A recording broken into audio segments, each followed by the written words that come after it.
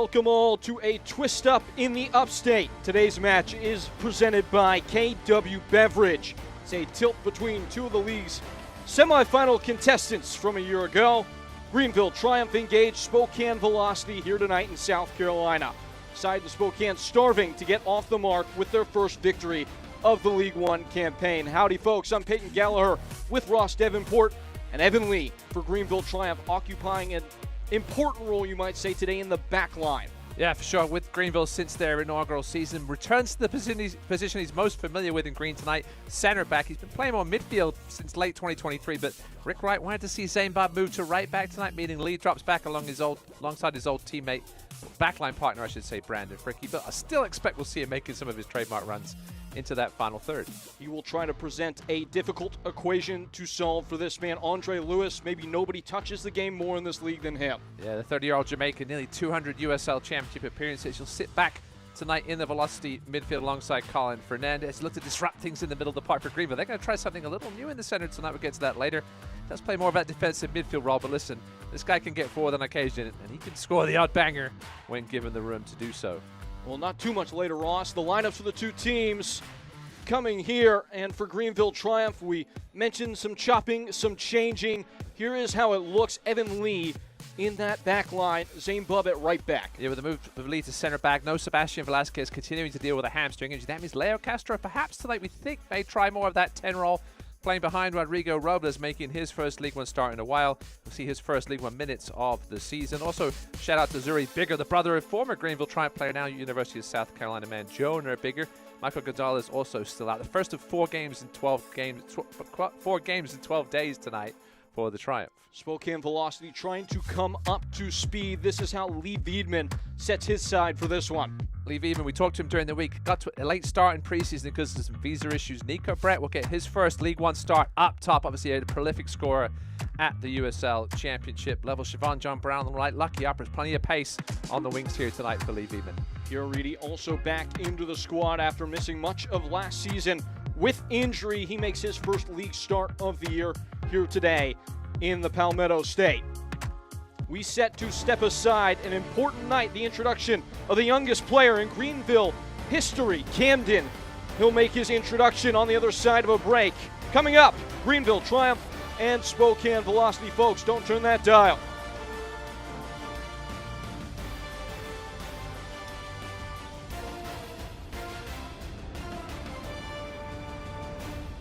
Dance like nobody's watching. Except when people are watching, like your roommate and the new boyfriend you forgot she was bringing over. Believe in yourself. But know your limits, because right before an interview really isn't the time to try being a hairstylist. Anything is possible. So yes, winning is possible. But so is not winning, which means sometimes the best way to play is to save some possibility for another day. The South Carolina Education Lottery, supporting better players and a better you. At Johnston Orthodontics, we combine art and science to create your perfect smile.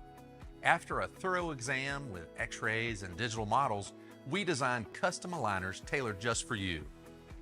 With our on-site 3D resin printer, these designs come to life, ensuring a perfect fit every time. Ready to tame your smile? Call us today at Johnston Orthodontics.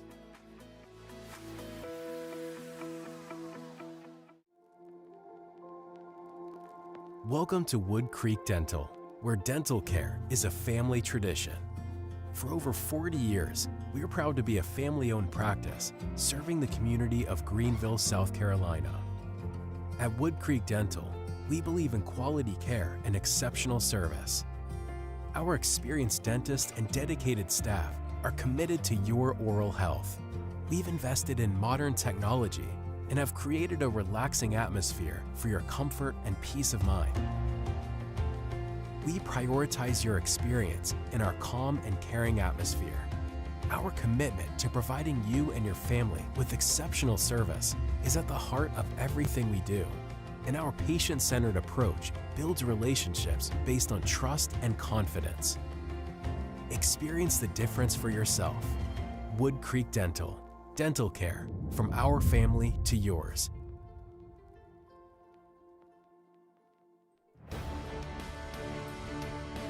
Special night here in South Carolina. Camden introduced as he steps up for his moment, a participant the Make-A-Wish program here in South Carolina. The youngest signing in Greenville Triumph history. The designer of the kit you see on the left-hand side of your screen, a pre-match top that will be auctioned off as a part of a promotion in which the proceeds will be donated to Make-A-Wish of South Carolina. Camden with a chance to score a goal in the colors of the club he loves most. Peyton Gallagher with Ross Davenport, and this is a moment that is much bigger than the beautiful game. Yeah, what a moment for Camden. There's the link where you can bid on your pre-mat kit auction. I need some more bigger guys on the pitch, Camden. I mean, Peyton, because I would bid if they had like a double XL of that kit. It is fire. Pardon the pun.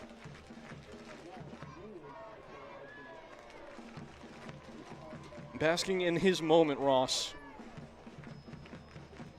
Listen, we may not have Sebastian Velasquez tonight fit for Greenville. We've got Camden in the middle. We don't need Sebastian Velasquez.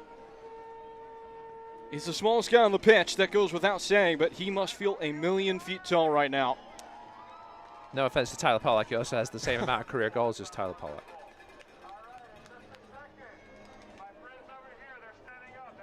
For now. This is true. Camden will get his moment here in a moment.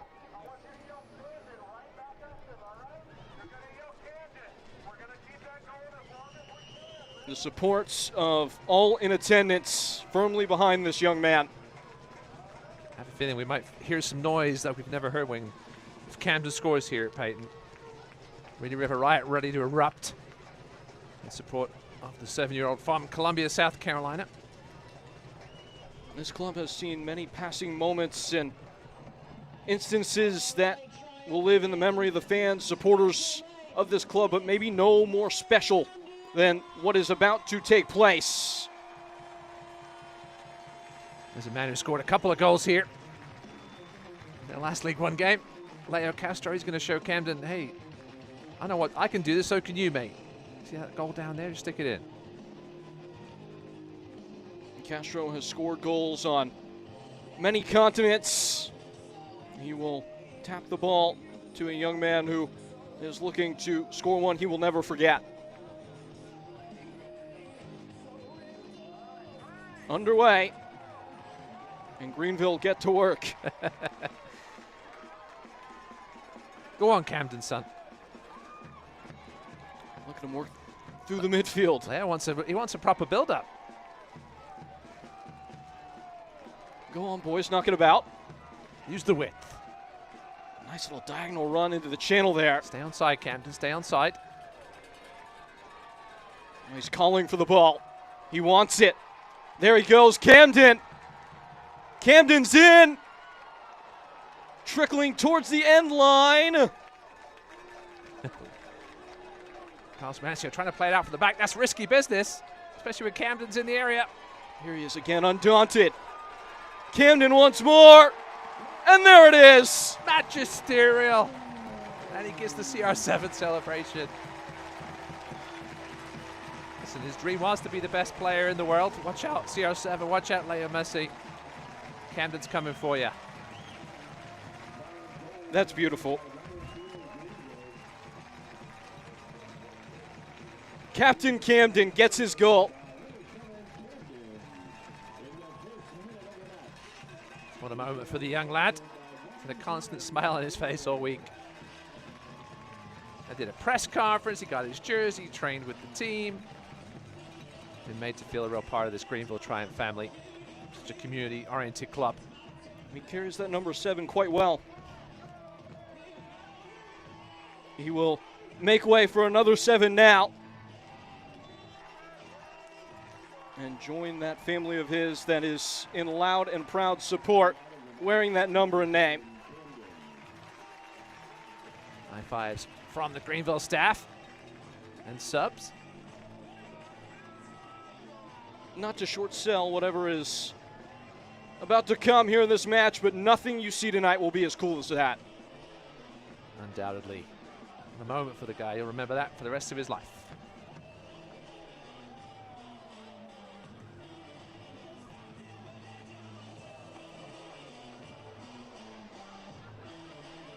Had to be a proper goal as well. Nothing cheaply. No, he's made to work. So a couple of sliding tackles coming in, and we're underway.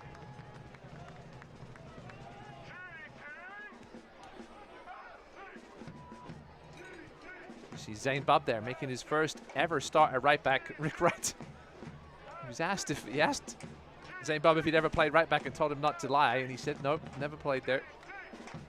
He's getting a shot tonight. See some rotation at that right back spot. Connor Evans, DJ Benton. And Zane Bubb will get a shot there. Sent along by Reichenberg. How do you figure Evan Lee's deployment will look like tonight? He'll be fine. It's Zane Bubb we'll have to watch, because playing right back or any fullback is a lot different than playing centre back. You know you don't have help either side of you, right? When you're playing centre back, you do. So Zane Bubb will have some work to do tonight. He does have Pierre Reedy at least coming down the left-hand side, who hasn't played much at all. He's had a bit nasty injury last year that made him miss a bunch of the 2024 season as he gets knocked over there by Connor Evans. You see this Spokane side starting to come into themselves as the year goes along, a bit disjointed in preseason. Nico Bratt got in late. He is in the starting 11 today, and he is the aim of this ball floated into the box. It glances off heel. Reichenberg able to grip his gloves for the first time, just about 90 seconds in. Yeah, we talked to Lee Viedman because we'll see a bunch of changes in the offseason, and a lot of them hadn't got to see many minutes on the field. But you mentioned Peyton, the late preseason start, some visa issues, guys coming in right before this, almost a week before the season, so it's almost still an extended preseason for Spokane. We saw how they finished last season. Took them a while to get going, but reached the championship game. Great first season for the men from the Northwest, looking to build on it here this year. Listen, Nico Brett is no joke up front. We've seen championship strikers come down in the past to various degrees of success. We'll see how Nico Brett does. And much like Reedy, he's another player trying to work back into his full firing form after missing much of last year with Memphis with injury. Always been good for the goals, though, wherever he's gone across the wide breadth and width of the USL Championship. Second all-time in that department in the division. Pollock in a tight spot. Has it poked free by Siobhan John Brown. Lovely touch. Heel. Guiding into Waldeck. Spokane, not a stranger to the long business trip, if you will. Waldeck can't carve free a bop. Their first cross-country travel of the year, and it is a spotless reception in terms of the weather. This report is brought to you by Fox Carolina. A little bit cloudy, 70 degrees. It could not be a better day. Perfect. No excuses fitness-wise tonight. Guys still working their way back to 90-minute fitness. We mentioned Greenville, first of 4 games in 12 days. Rick Wright did mention he was going to have to be careful with substitutes tonight. 2 midweek games coming up in the next couple of weeks. Obviously, US Open Cup this week against Knoxville. A long-distance effort. And clawed away by Leo Castro, who wriggles free. Options upstream. Rodrigo Robles, a heavy first touch. It just skids away from him. Waldeck able to sweep up in behind, but he's giving it right back. Chapo Herrera has it taken off his toes. Now Reedy. High press from the opening bell for Greenville. Yeah, that's one thing Castro can do from that 10 spot. Put some pressure on that Spokane back line. Waldeck in the corner. Evans intercepts. Herrera sliding free. His shot's blocked.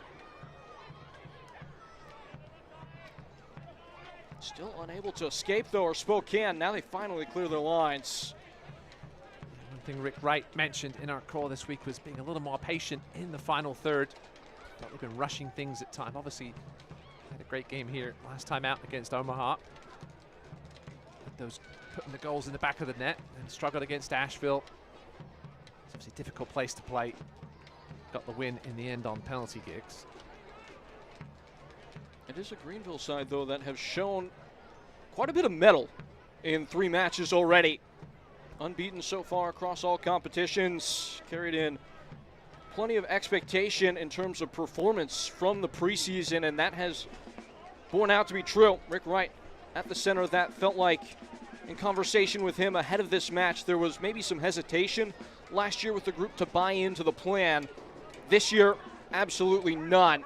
They've been on board since day one, and that has come in terms of plenty of dividends for this group here in Greenville. Searching ball over the top. Onto it is Robles. Inside of him is Castro. Evans skewing one in over the head of Zakowski. Will fall for Polak. Anguiano.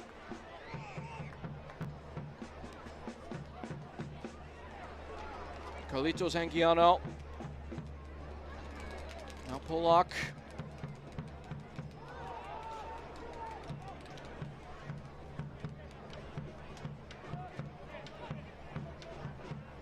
Lee. In between lines now, Zakowski. He was shaping to shoot. Given far too much time in that channel. It was a lovely first touch by Zakowski. Playing into his stride. Got a good shot off, but blocked. John Brown raking one into Pierre Reedy, who sizes up Bob.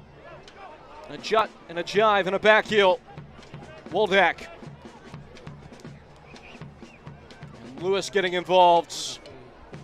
Trying to loop one in behind. Polak had the reading the whole way. And it looks like he may have won a foul. Yeah, good work there from Spokane, knocking it around nicely. Rick Wright mentioned the potential threats out wide. Reedy versus Bob going to be one of the interesting matchups to watch, as we mentioned tonight. Siobhan John Brown will put Polak through his paces as well, no doubt. I didn't get to mention it in the lineups, but Pascal Corvino hurt in the first half last week. No sign of him in the 18 tonight. Evans prowling ahead, locates Zakowski, lost it underneath his boot. Zakowski is offside. Yeah, pass was just a split second too late, and Zakowski's touch. This time, his first touch let him down slightly. It's a player, though, playing with an abundance of confidence so far this year. Yeah, he had an up and down rookie season. Got better as the season went on. Played a little bit out wide, a little bit centrally. Left, right, he can play either side, but yeah, he's off to a great start here in 2025. Involved early in the first 7.5 minutes here. Especially in those channels where he loves to operate in those soft spots. I think maybe the best thing that can be said to describe the game of Ben Zakowski is he's a player that never allows a defense to be comfortable. He's got Tyler Polak overlapping. And obviously in his 4-2-3-1, you can struggle sometimes with the width. But if those fullbacks are pushing forward, Tyler Polak loves to get down that left wing when he can. Robles unable to set it for Castro. Recovered by Lucky Oprah. You mentioned before the game, no, Sebastian Velasquez had a hamstring injury last season. Had one earlier this season, then re-injured it again in training earlier this week. Thus the change with Castro in the middle, just to try something a little different. Zakowski latching on. Here's Castro holding it up as it plucked from his possession.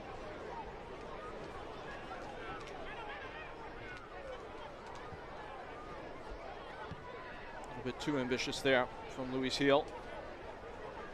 Always playing the role of clever creator, though, for the Spokane side. Yes, and you and I talked before the game about the way he's keeping Neil Vinyals out of this side. Neil Vinyals, one of the best creative attacking midfielders in the league over the last few seasons, made the move to Spokane and hasn't shifted Carlos Hill yet. But listen, Lee Viedman's still toying around with things a little bit with all these new additions. It's going to take a while for him to figure out exactly how he wants to set up. Zakowski switching the point of attack. Connor Evans always involved. Those two have formed a nice little partnership so far this year. Evans playing a little bit more advanced. They have been over the moon here in Greenville to have him in the fold. Connor Evans, Polak quilting away. These passes rhyme for Greenville. It's knotted back. But seizing possession, our triumph. Evans cut in once more. Stiffed away. Zakowski has bruised the bar. I thought Spokane had got away with it for a second, and there was Zakowski hanging out at the penalty spot, and he knows he should have put that one away. He went for power over placement and just left it a touch tall. Picked up the shank from Castro. Evans got a little lucky. Really should have put it either in front or behind that defender. Did neither. Got the ball back. Found Castro, who completely shanked it. Penzikowski will be ruining that one later. It's all skill, mate. Little Travella off the outside of the boot for Leo Castro.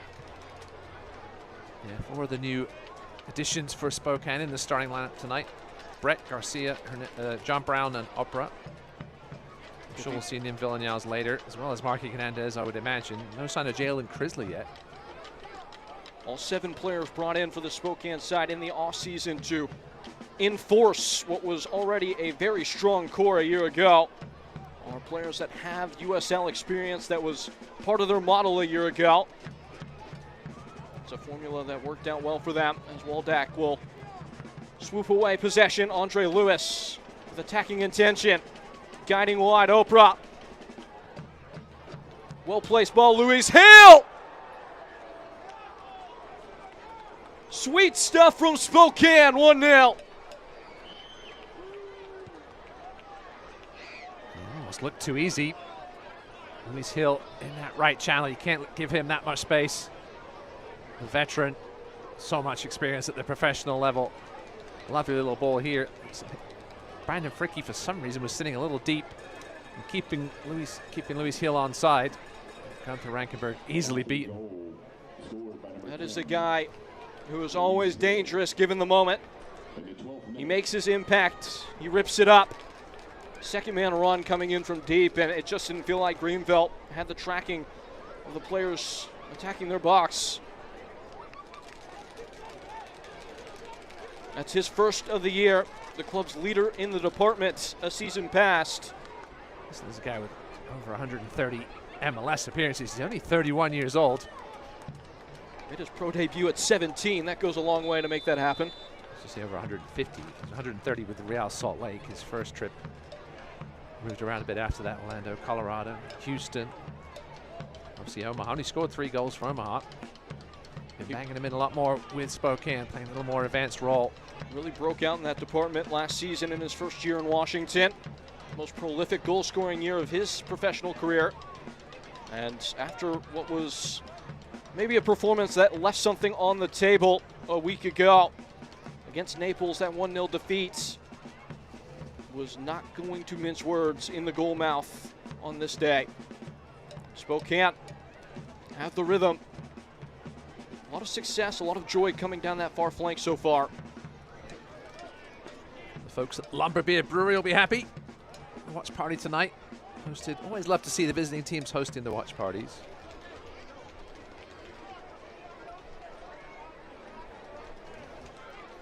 I'll be at my own little watch party tomorrow for some FA Cup action. Is that the truth? Yes. I wonder who's playing. I'm not going to mention, just in case we don't yet. So we'll talk about it next time. Dropped in toward the edge of the box. Flicked along. Heels looking for more. He sent this one to the moon, though.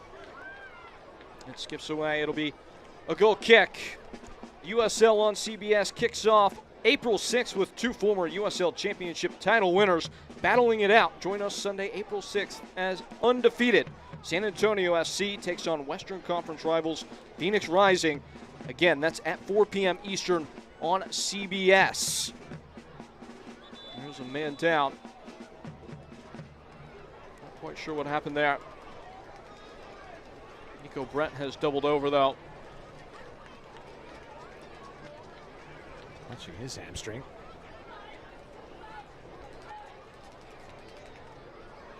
Got a brief run out a week prior against Naples. Did not start either of the first 2 league matches. Did start that 120-minute thriller against Ballard in the Open Cup in the midweek. That was just about 10 days ago, and here's what happens. Yeah, it's not a good sign. We mentioned already Greenville have had enough trouble with their own hamstring injuries. Now Nico Brett clearly feeling something. Listen, a man with his amount of experience knows his body, knows when he's probably not going to be able to continue. There's Anwar Pelaez waiting in the wings.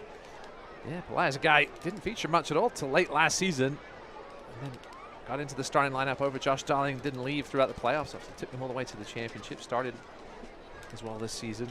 Just took a Tyler Pollock. Played a large part, in fact, of eliminating two of the players that are in the starting 11 today, and David Garcia, and of course Lucky Oprah, who were with Northern Colorado a year ago. Talked a little bit about Levy, even about bringing in 3 NOCO players. This is obviously a team that had its moments last season, won the Jägermeister Cup, a ton of talent there. Obviously sad the way things ended in Windsor. Teams were there to pick up. Marky Hernandez, he said he known about David and Lucky, and Lucky, known about them for a while, winners wherever they go, outside of the pitch as well, leaders, guys who know what it takes to win. Also one of the better defensive teams as well last year. We've even trying to figure out what to do here. As you mentioned, Peyton, the simple substitution would be Pelaez for Brett. What is it with early subs in Greenville games? It's been a theme. And there he is. There's Anwar Pelaez getting the last bit of preparation as he is thrust into the contest. It all changes a quarter hour in. If there's any kind of silver lining, Spokane have already built themselves a bit of a cushion. Luis Heel providing the opener. And here comes Anwar Pelaez. A disappointing start to his League One career for Nico Brett, was starting career. I think this is one of those where maybe it's not this early in the year worth taking the risk, potentially. That is a man that the Spokane side will be depending on down the stretch if they are to hit that extra gear and lift a trophy at the end. Here is Pelaez straight into it. Lewis navigating with absolute calm. Flipped away by Zakowski. He's beaten back.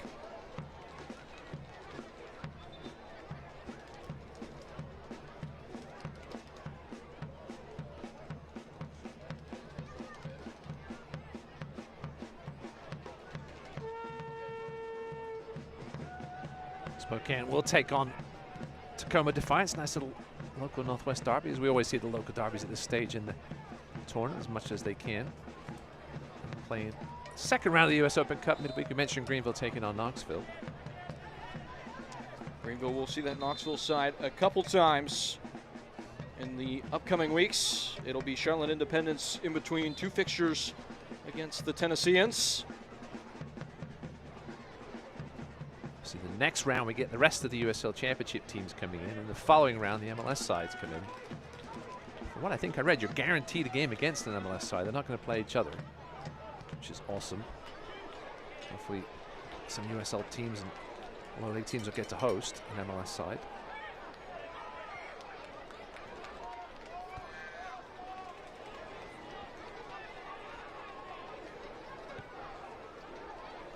Let's take away a little bit of the lucky draw, though, perhaps, in getting some lower league sides as you go along.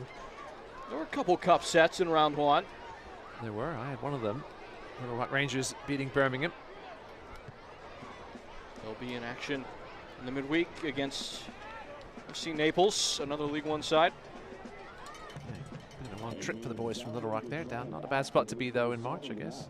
Or April by that point, I should say. I mean, the home ground is literally called Paradise, so yeah. Could be worse. That's a well-spotted pass between lines. Looking to switch it. And skipping into Connor Evans. That's a real battle starting to emerge now on this near-hand side between he and Waldeck. A little bit awkward there from Bub, but it works out. And Giano poked along. That's a great ball. Robles, Evans gets it in. Not all the way clear. Reedy trying to race out.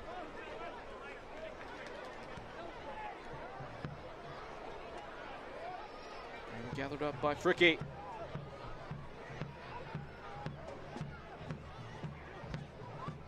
Herrera taking the top off. Mauricio able to answer the call. Greenville heavy edge in possession so far, 62%. Still waiting for that first shot on target, though, to test that man. Carlos Moranci, been around League One for a while now. Oprah.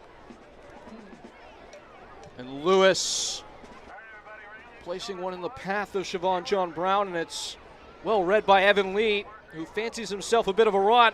He's still going. There it is. There's that marauding run. Now they may be cut out. Awkward numbers at the back for Greenville. As Spokane come forward, Pelaez in the box. Siobhan John Brown. It's headed off for the time being by Greenville. Ignacio applied his trade back in the day with FC Tucson. Spent some time at USL Championship as well. Waldeck cutting it in. He's gone down. It's gathered relatively easily by Rankenberg. But again, it's another one of those probing passes with a little bit of lift that's caused Greenville some trouble. Yeah, they've looked dangerous, Spokane, when they've got into that final third. Both teams playing a 4-2-3-1 formation. That said, it's been something of a back three in build-up so far for Greenville. They do love to push that fullback forward, whichever side they're going.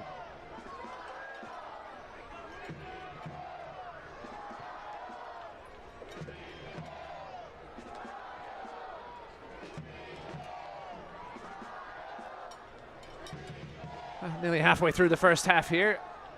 It's been a fun open game so far. You see a great chance for Zakowski before the goal from Luis Hill.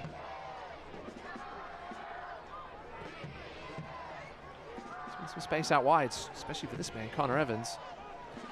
Both coaches targeted that central area as an important part of the park, but you're right, Ross. Most of the action has taken place out by the touchlines so far. Obviously, I think the absence of Sebastian Velasquez is a big reason for that for Greenville. They know they're likely going to have to create from the wings, get Evan Zakowski involved, feeding that man Leo Castro. We saw how effective it was against Omaha. Pretty much all three goals coming from service supplied from wide areas. Leo Castro, that aerial ability is always a weapon. It'll be fascinating to see how that is used in chorus with Ropapa Mensah whenever those two are maybe used as a strike tandem. For the time being, though, it's Castro hunting inside the area. Morancio more than up for the challenge. Strong throw from Zane Bubb. Thoughts on the long throw? It's almost like a set piece to me, right? You get the opportunity to get the ball into the box unmolested. Greenville have always had someone that's pretty good at the long throws. Bubb takes down Reedy again. He's twice now, as you can see, the referee saying perhaps that's no more. Yep, there's the signal for no more. Universal signal for that.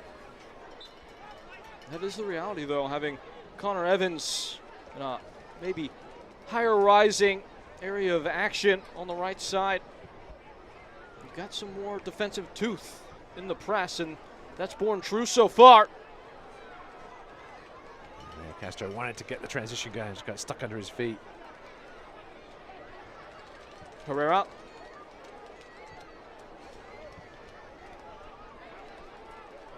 Greenville did go behind early in their opener against Westchester. We're able to dig out. We're in total control against Union Omaha. Had a knack for the come from behinds a year ago. One of the top sides and points gained from losing positions in 2024, this Greenville Triumph outfit.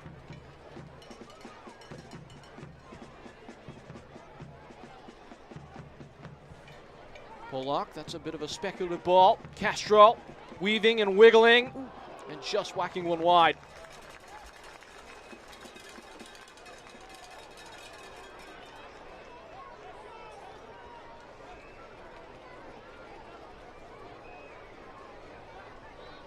Goal kick coming. Download the FanSave app and follow the Triumph for access to exclusive deals at your favorite restaurants and breweries. Not exactly lacking for choice in this region of the country. Plenty of great food choices in Greenville. why it's becoming such a popular area. So many people.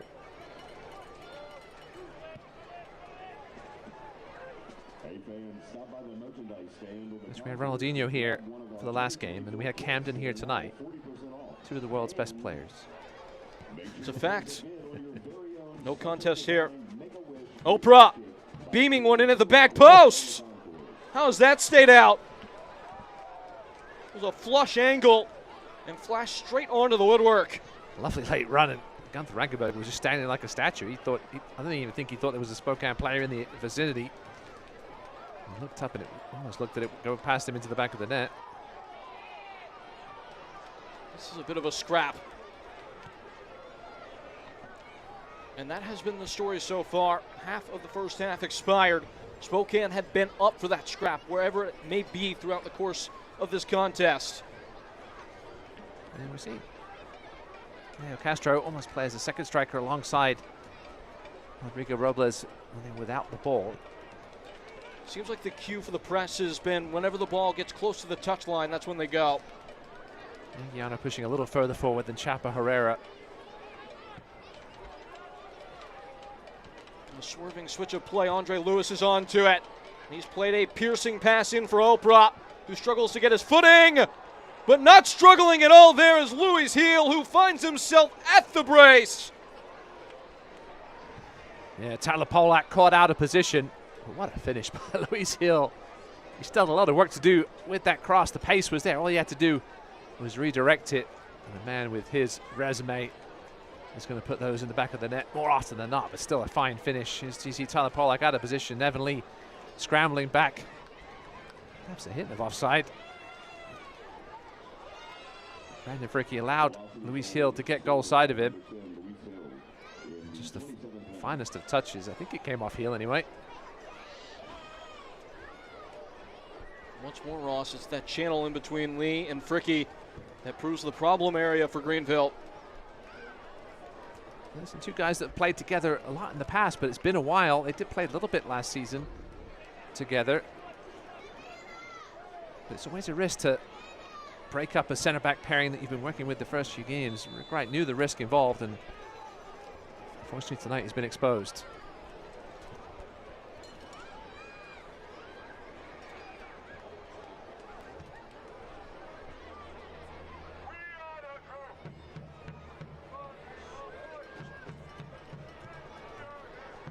All to do now for Greenville as that goes skidding away.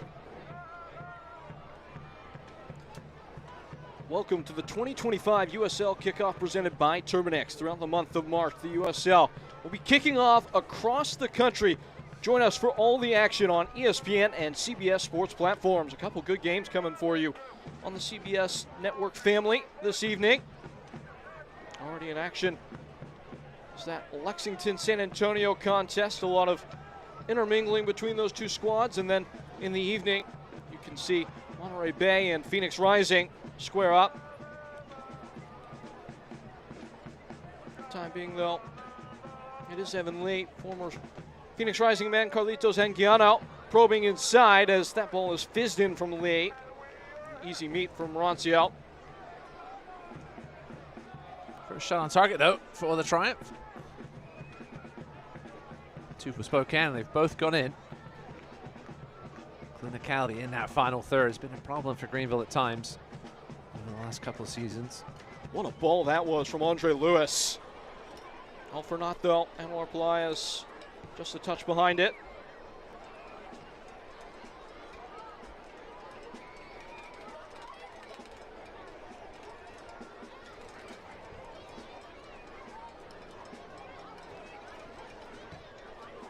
Thoughts on how Greenville have absorbed the impact of that smash and grab to start the game so far? Well, they got off to such a great start. They looked so dangerous in that final third, and then that first goal really stunned them. And they've got to find their way back into this game. That's not the way to do it there, but still plenty of time, only a half hour in. No time to panic just yet. We obviously do have the likes of Rapapa Mensah, Siobhan Marsh on the bench. Rick Wright still sort of trying to figure out how to use those two Mensah with a late start due to the visa issues. I'm sure we'll see him tonight. Well, I'm sure we'll see both of them in the second half. Got that extended run out in the Open Cup. Papa Mensah. Leo Castro playing so well. There was some discourse as to whether or not he might get a bit of a rest here in this game after this quick start to the campaign for him, and he absolutely refused, said he did not need the rest, was playing too well to come off. Step out of the starting 11, in by Evans, plunged toward the target and just skipped away at the near post by Marancio. And it already crossed the line, it appears to be the case. I think it may have hit the post. Good ball in, Robles not quite enough on it to guide it goalward. Take a look at it here. Hit the outside of the stand, the little bottom of the post there. What do you call that part of the post, Peyton? The bit that goes along the ground. Does it have a name? It's not the stanchion. What is the the base anatomy of the goal mouth? The lower 90. The other 90. The bit that you put the sandbags on. That works. Got a nice ring to it. There is a word for it. I just can't think of it right now. It's not stanchion. We'll get our crack research team on it. Out for a You goal mean kick. me? Oh, maybe a corner. While you type away, Greenville tune their plan of attack. I think they are called stanchions. Acceptable. That's what we'll go with.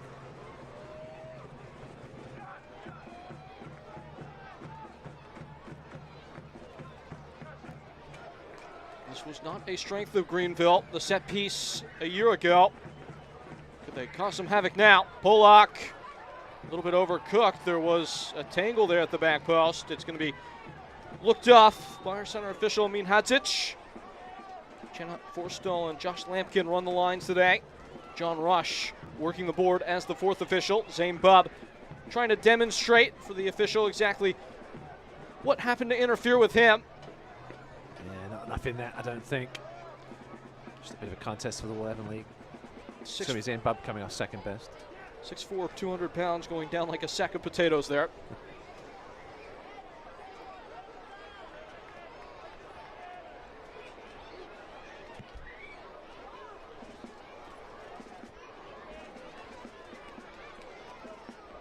Herrera, one of the best tempo setters in the league. Now Zakowski.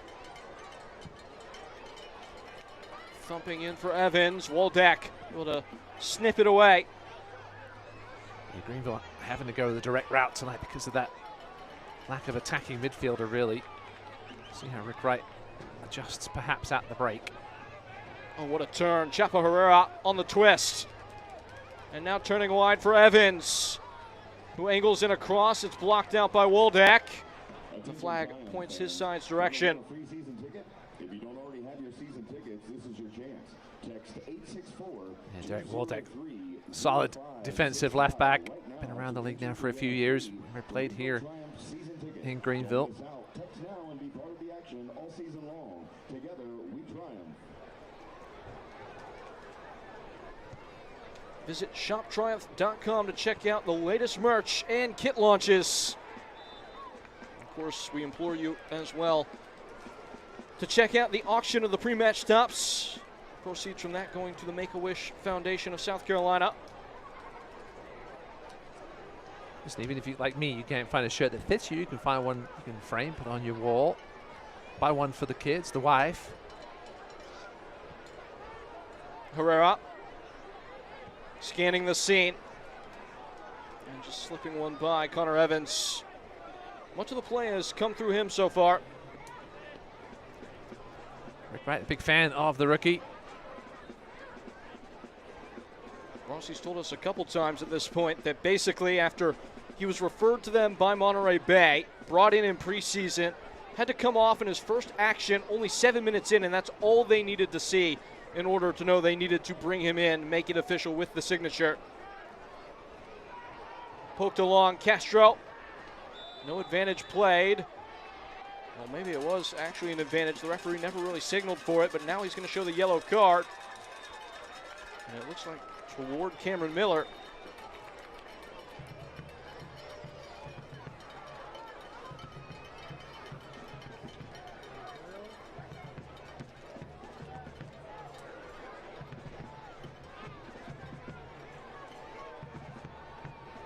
card of the evening. It's been a pretty clean game foul-wise so far. Just a couple of second. Oh, cool, yeah. Zakowski right on the top of his foot. Looked like Miller knew too.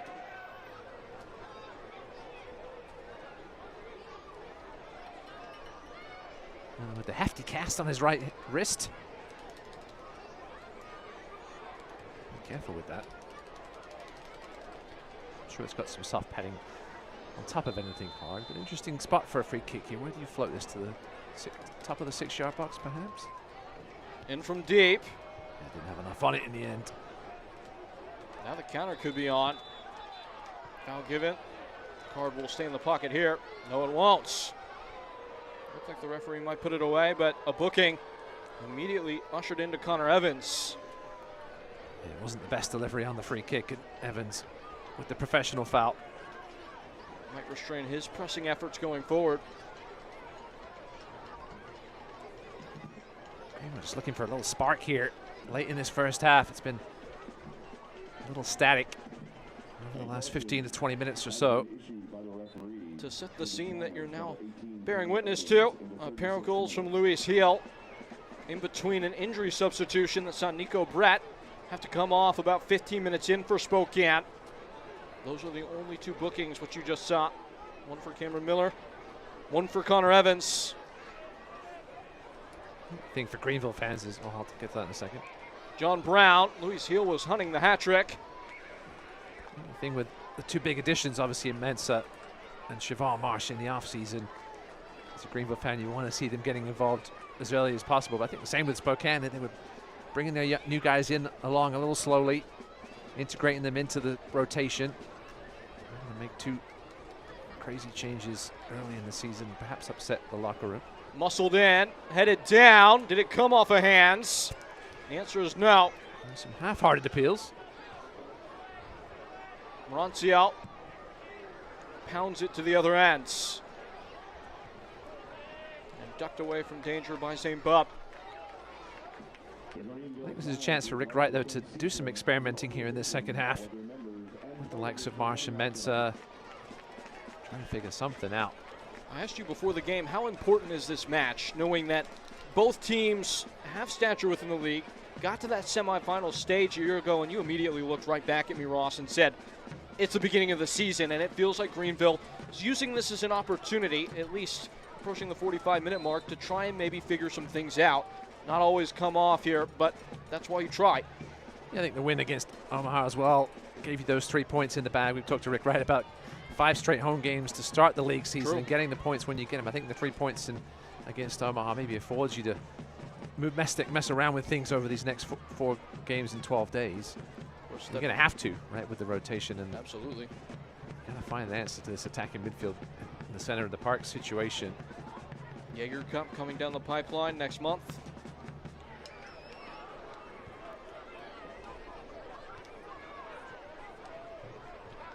And Keanu.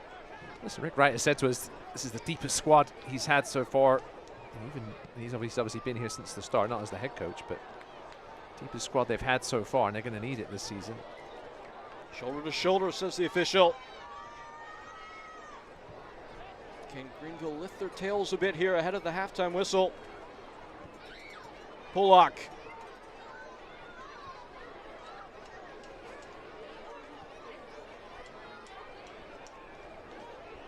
A low line from Spokane. Just keeping everything in front of them. I think mentioned things were a little loose in the first 10 or 15 minutes. They've certainly tightened up since then. Been the better team over the last 25 or so. Certainly deserving of this lead with their clinicality in the final third. Should be said, Spokane were up 2-0 in their opener against One Knox in firm control, and then lost the grip late. Ended up only getting the single point. It's bitten back by Lucky Oprah. Looks like Polak just blew a tire. Now there may be openings upstream. John Brown just couldn't play the final ball. Set free Andre Lewis. Greenville have it back.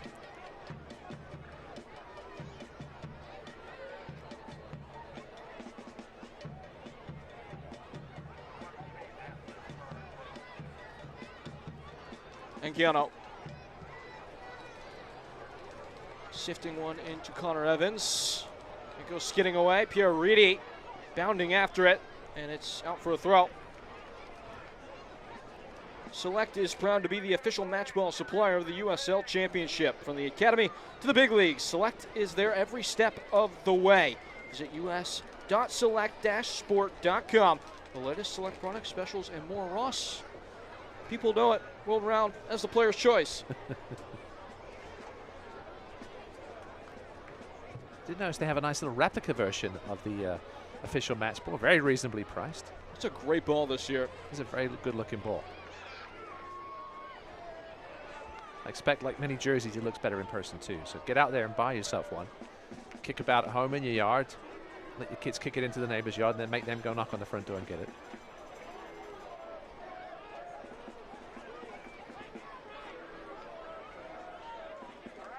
Evans just unable to jag away from Pierre Reedy. You and I talked to Lee Viedman about the impact of what Chapo Herrera could do tonight. He's been very quiet in his first half. Lee Viedman will love to see that. Unable to pump it in. Robles, not called his name in a while. Now Castro slinging in for Evans, who poses the threat again onto his left. May have taken a touch on the way through. Pelaez able to win that joust. And it's Greenville's again.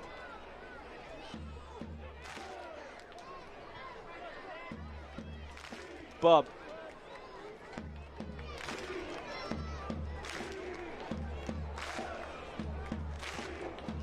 Anguiano rainbowing in for Zakowski. Zakowski towering tall for Connor Evans.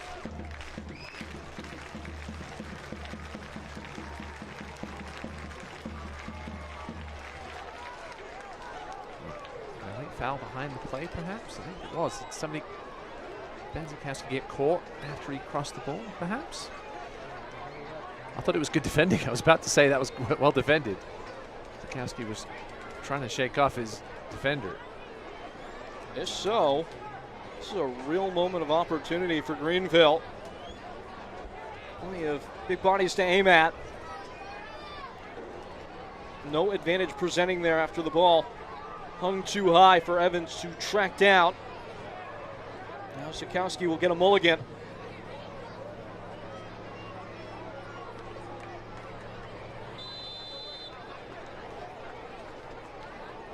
Here it comes. One because Zane Bob didn't even attack that ball. He was the only Greenville player in the vicinity. He just sort of stood there and then put his hands up afterwards as though he knew perhaps he should have tried to attack that. Right into the good area too.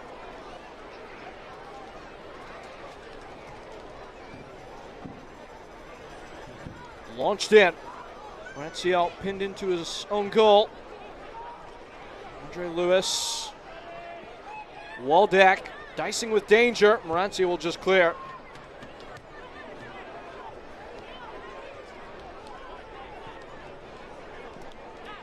Waldeck.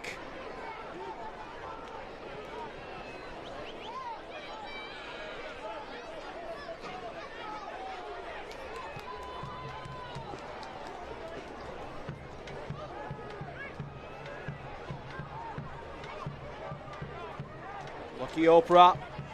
Wide of him is Siobhan John Brown.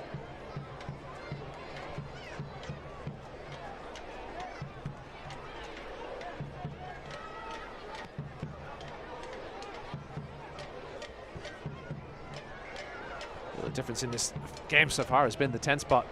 Peyton, as we mentioned, both goals have come from Louise Hill. Meanwhile, Greenville have struggled to get anything going with Castro playing in that role.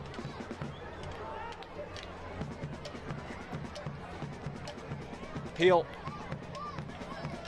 popping one over the top. Pollock is there with the broom.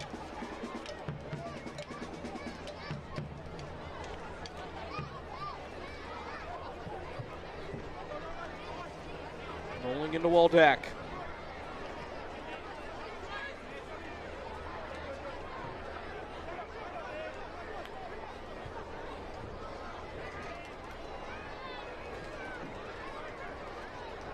Lewis presenting. Rare foot wrong from him. And now there are numbers sneaking in. Evans trying the other side. Robles unable to set it, but Castro gets ahead too. Batted around the box and blared wide. Zakowski is down. There's certainly a ton of contact in the box on Ben Zakowski, but I think he was offside on the build-up anyway. Anguiano had a hack from distance, didn't miss by much. Whole bunch to sort through now. I think you're right. Zakowski was offside there. Even if it was a penalty, let's take a look here. Oof. Nice studs from Colin Fernandez, right on the knee of Ben Zakowski, right in front of the referee. I'm not sure how he didn't even have a look. Maybe he saw the flag first. So what is the protocol there? Everything null and void after the initial Correct. offside? Yeah, even if he'd have called the penalty, assistant referee's flag will have stayed up. How about any cautionable offense that could have been warranting of a yellow card in the standard run of play? From the angle we looked at. High studs to the knees, certainly an orange card. Getting away with one there.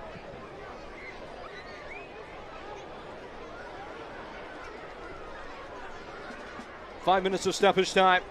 Plenty provided to Greenville to maybe make good in half the deficit ahead of halftime. Castro, one wide. Connor Evans cutting in onto that left foot. It's blocked again. Once again, Spokane doing a good job getting bodies between the ball and the goal. Just away from Connor Evans, slipping between his fingers. And Connor Evans continuing to get involved on that right side has been impressive. One option perhaps in the second half for Rick Wright. Siobhan Marsh has played some attacking midfield. See if Rick Wright makes some changes at the half. He did mention he could perhaps do some things at the break in our chat this week. Do you keep the back line the same? Yeah, I don't think you make any changes there. Unless perhaps you go three at the back and try and get some more numbers in the midfield. Another thing he talked about at midweek was something they tried in preseason. I think they tried it the last two preseasons and it's gone horribly wrong at the back, but something he seems, hold on, something he sees something in, right, using that. Pollock arriving on the scene.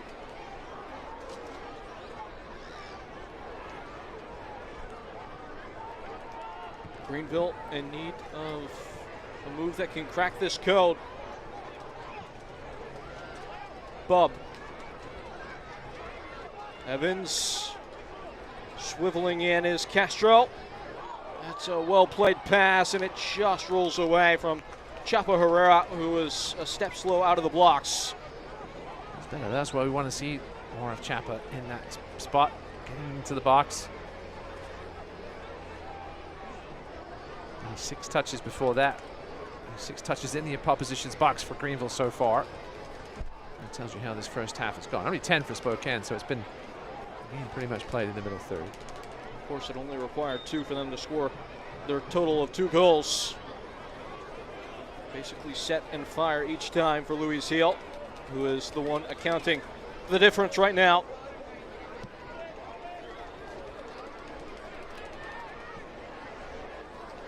This could be danger. Pierre Reedy trying to catch the keeper off the line. Yeah, worth a go from there. Looking for that awkward bounce. Doesn't happen quite as much off the turf as it does off grass. Does play faster though. Frankenberg, after a bit of a rocky start, able to hold firm in the face of oncoming danger there. Maybe one last go to try and get a goal back. Crazy stat so far. Greenville with 79% passing accuracy in the final third, but only the 1 shot on target. Spokane 59% passing accuracy in the final third, and 2 goals. That's cheeky from Hale. That might be indicative of the areas where the passes are coming. A lot of it have been in those wide spaces for Greenville. A yellow's been shown here. Time wasting, I think, to Andre Lewis, who booted the ball away.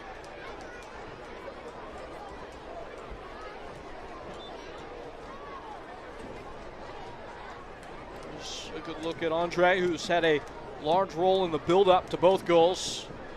player to keep an eye on today, and has played that role. It's another big collision. Number 77, under velocity. And that will bring an end to the half. It was one that left some lumps on the home side. 2-0 is the score as we head to the break. Greenville with some soul searching to do. Spokane have come on the road and thrown the gauntlet down. Yeah, plenty of thinking to do at the half here for Rick Wright. Got to figure something out in the middle of the park. That man doesn't have anything to figure out other than how he's going to get his hat trick. Luis Hill has brought the shooting boots to South Carolina. His side, 2 goals to the good as we hit the curtain fall. We step aside, halftime thoughts and commentary, a look around the league, all on tap. Folks, stay with us. More to come here from Palmetto, or Spokane. Flying high, velocity with ferocity here on the road. Good feelings and vibration into the locker room for the Washingtonians. Every day, we get the privilege to serve you, sharing local stories on all your screens. The first alert on breaking news sent through the Fox Carolina News app. Serving you with the earliest heads up on storms through the Fox Carolina First Alert weather app. Live and on-demand newscasts. Fox Carolina Investigations. On your streaming TV. Your stories told right here. Fox Carolina News. I'm Rick Wright, head coach of the Greenville Triumph Soccer Club. The Triumph play here on Palmetto Sports and Entertainment. Watch using antenna on channel 21.2 or on Spectrum 703. The Greenville Triumph play here, Palmetto Sports. El Greenville Triumph y Liberty están orgullosos de asociarse con Telemundo Carolina del Sur. Vean Telemundo Carolina del Sur para mantenerte informado con noticias locales en español y disfrutar de toda la increíble programación de Telemundo. Disponible gratis con antena en el canal 31.1. At Piedmont Natural Gas, being a part of the communities we serve is important to us, because to us, community begins with you. We strive to address the needs of our communities by investing time and resources to help improve the quality of life for our customers. For over 60 years, we have funded programs that support education, the environment, and community impact. Our Energy Assistance Program, Share the Warmth, helps customers pay their energy bills. We're committed to helping our neighbors by powering the vitality of our communities. It's 2-0 Spokane, but that man is the one writing the headlines. Camden is able to get his goal before the match. You can scan the QR code on your screen today to donate to Make-A-Wish of South Carolina. And there he is, basking in the glow. Peyton Gallagher, Ross Davenport here for you as we look at the team of the week. And Emiliano Terzaghi figured out that if you score from midfield, you probably are going to have your name written at this thing whenever it comes down, and is voted upon the best 11 from the week by Gone. Yeah, great to see the veteran healthy and scoring again, even if it is from halfway. Very well decked there. The fullback spot, getting Maxi Sheffield, another guy who plays effective fullback. Naples have come roaring from the gate in large part because of their number 9, Carson Henderlong, who has scored in 3 consecutive matches now, if you include the Open Cup. He is in action this evening as well. See if Naples can keep that league-topping form intact heading into this USL League One match week number 4. All the teams finally starting to kind of warm into this thing. Everybody in action over the course of this weekend. Yeah, a bit of a staggered start to this USL 1 season, but like extended preseason, getting to see, especially these new teams, is exciting stuff. A look at the goal and save of the week from the week that's come and gone. Folks, a treat for you here.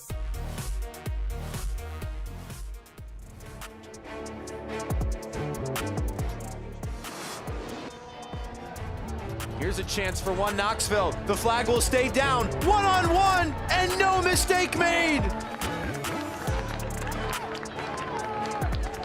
Mark Doyle opens the scoring.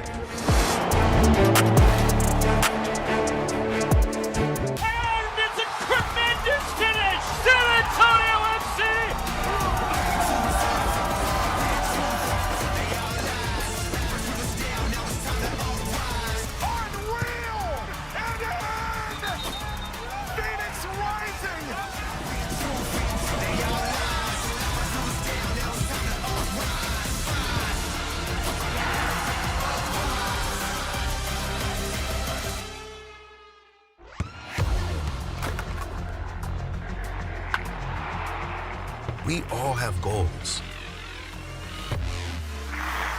But let's be honest, most of us aren't going to be professional athletes. But if your goal is to finish your degree, we can help. Come to a university that puts your goals first. Bellevue University, your partner in finishing goals. Pain doesn't care who you are or why you hurt, but pain can be mastered if you know the way. Fight back with Tiger Balm's legendary herbal power. Trusted for over 100 years, our proven blend of camphor, menthol, and essential oils tames pain with the strength and speed of the tiger, so that you can rise above pain and get back to living. This is the way of the tiger.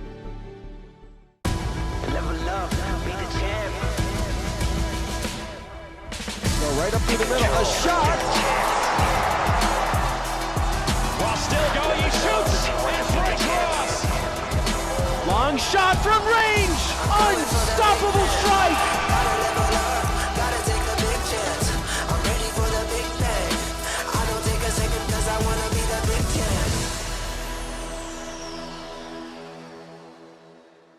What exactly is a Sully steamer?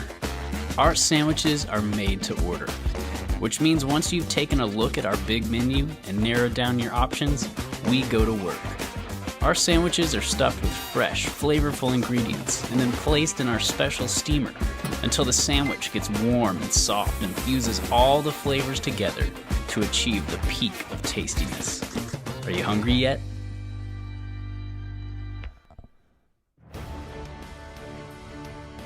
Greenville in a bit of a hole here at the intermission. 2-0 down to Spokane Velocity, and folks, if Triumph can bounce back in the second half, so can your back. Visit Upstate Spine and Sport, the official chiropractor and massage therapist of the Greenville Triumph. Peyton Gallagher and Ross Davenport cutting through the halftime. Plenty to turn the head from around the league. Serving you with the earliest heads up on storms through the Fox Carolina First Alert weather app. Live and on-demand newscasts. Fox Carolina Investigations. On your streaming TV. Your stories told right here. Fox Carolina News. I'm Rick Wright, head coach of the Greenville Triumph Soccer Club. The Triumph play here on Palmetto Sports and Entertainment. Watch using antenna on channel 21.2 or on Spectrum 703. The Greenville Triumph play here. Palmetto Sports. El Greenville Triumph y Liberty están orgullosos de asociarse con Telemundo Carolina del Sur. Vean Telemundo Carolina del Sur para mantenerte informado con noticias locales en español y disfrutar de toda la increíble programación de Telemundo. Disponible gratis con antena en el canal 31.1. Just breathe. Just breathe. Breathe. Woo! Let's take this thing higher. Higher than you ever been. Stand tall like Everest. I mean higher. You ain't gotta settle in. Go places they never been. We go higher. No stop. Take it to the top even when the ball drops. My man, we go higher. Woo! Let's take this thing. No stop. It's time to go higher. Welcome to Wood Creek Dental, where dental care is a family tradition. For over 40 years, we're proud to be a family-owned practice serving the community of Greenville, South Carolina. Our experienced dentists and dedicated staff are committed to your oral health. Experience the difference for yourself. Wood Creek Dental. Dental care from our family to yours.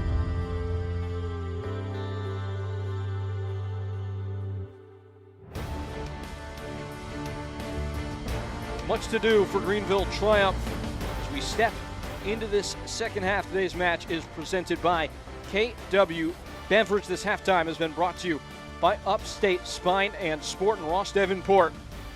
How do you imagine Rick Wright has maybe shaken things out heading into this second half? We'll get an answer to that question here on the other side of an explanation of how we got here in the first place. 2-0 Spokane Velocity, but not for lack of great chance for Greenville early.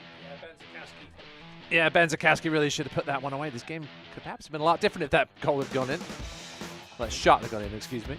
If buts and maybes, only absolutes for Louis Hill, who buried that. And that would be a little bit of foreshadow for what was to come. A great finish from right there at the edge of the 6. Brandon Bricky wasn't exactly sure who to cover. It was too late to make the decision. Another great transition opportunity here. Watch Luis Hill make this run here. He just puts the Jets on, beats Brandon Bricky, and beats Gunther Rankenberg near post. Almost a carbon copy of the first goal.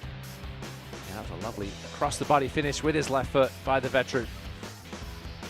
On into the 30th minute.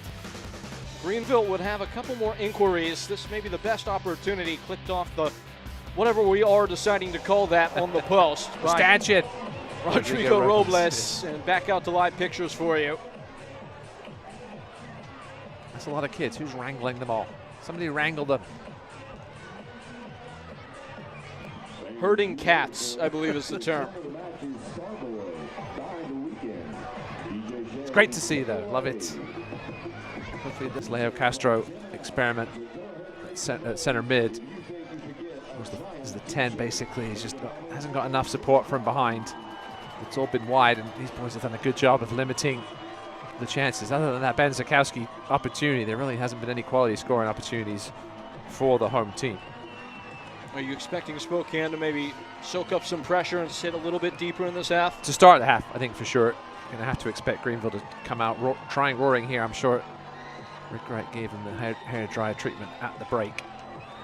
This is not the Greenville triumph we saw against Omaha, that's for sure so far. But still 45 minutes to rectify things.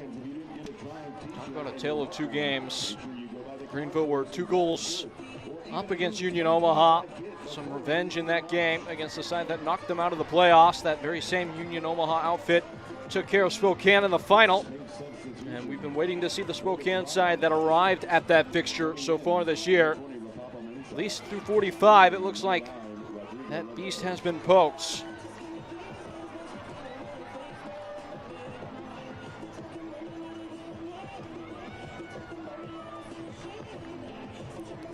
The great teams are the ones that handle the challenge of success the best. That is the challenge that falls at the feet of Spokane here in the second 45. Maybe a chance to vanquish some demons for them after letting the lead go against 1 Knox in their opener. Crazy thing is, obviously, when Nico Brett went down early. Maybe some offensive questions for Spokane, but that man about to kick off here has answered them in the first 45. See if he can find his way to a hat-trick in the second half. Greenville were able to dispatch this Spokane side in each of their 3 meetings, twice with 90-minute victories. And it looks like Ropapa Mensah has come on late for Greenville triumph. So that kind of interrupts the thought. And we will get to see Ropapa Mensah get a full 45 in the league in high-pressure situations here for the South Carolinians. Yeah, Rick Wright said he didn't think Robles was going to be able to go much more than a half. I thought I saw Robles in the huddle at the half right before the kickoff there, but Rick Wright clearly wanted to see something different, and here he's already on the ball. Zakowski taking aim. Couldn't quite slice that through. Comes right back to him. Zakowski whittling Anguiano, pulsing wide. Plowed in by Polak. Off the head of Ropapa Mensah. It's ultimately harmless, but Mensah popping up just inside the penalty spot. Yeah, well, a chance to show here why he was brought in from Chattanooga.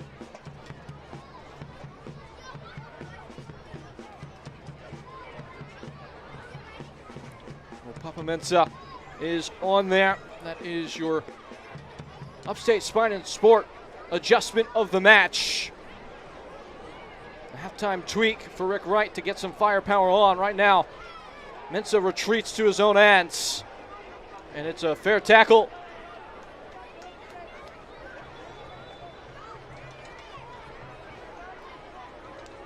And there's a man down. Looks like Zane Bubb. And that would be a big loss if he cannot continue. Looks to be in some pain, Zane Bubb. Let's take a little look here. Looks like he may have stepped on the ball, perhaps.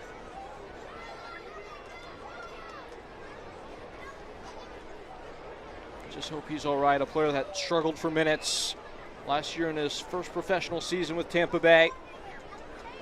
Was really one of the cornerstones of this offseason for Greenville. DJ Benton on the bench, obviously, who's started the last couple of games at right back. If they want to keep the kind of positional alignment, center back option would be Anthony Patty.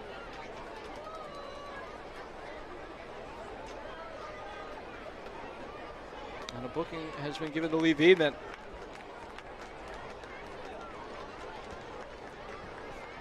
Apparently he said something that may have been to the dislike of the center official. He only had about 90 seconds to do it. I'm not sure what he was complaining about.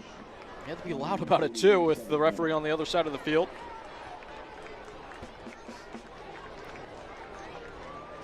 In the meantime, Bub is back up, and that is a welcome sight.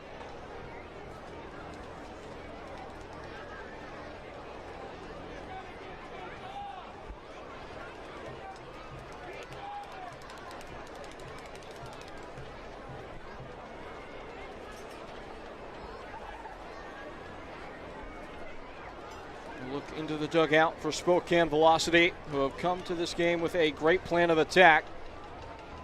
Earn themselves something to defend as the drop ball will set us back underway. We'll see how Zane Bub moves around here over the next few minutes.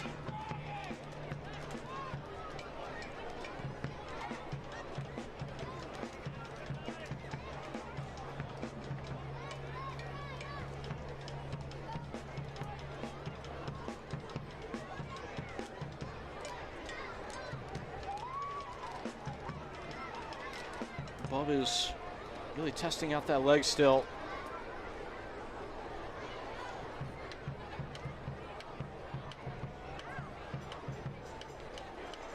Just stabbed back in the nick of time. Yeah, Leo Castro went through the back of the Spokane player. There, a little frustration with Derek Waldeck, I think. May have been clipped, or Colin Fernandez.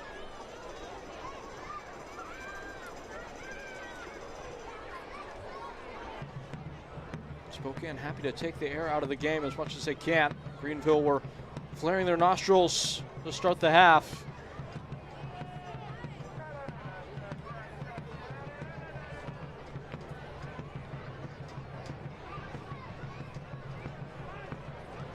Scrambling in to clean up was Polak. Oprah got an assist in that first half, has it clawed away from him. And sprinting forward, Zakowski going early with the delivery. Just dodged away, Morancio. Able to keep it across the line. Immediately, though, Papamensa starting up that break by providing the defensive workmanship. Yeah, listen, Lee Veedman knows what Papamensa can bring. Here's a chance. Here they come. Calvary's on. And it's just ever so slightly nudged free.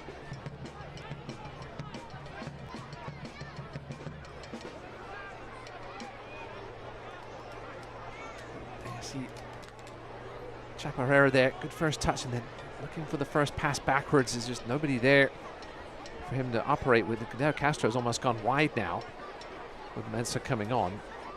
Just nobody in the middle of the park going forward for Greenville. Reedy roping along, slithering infield. Luis Hill.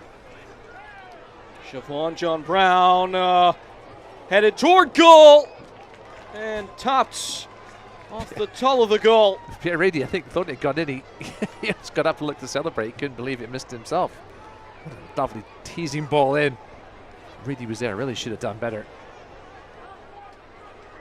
Siobhan John Brown providing entry, and the final product just elusive. I think he got knocked from behind by his teammate, Pelaez, and that could have been the difference in this one being 3-0 or not. Lining up to head of that home.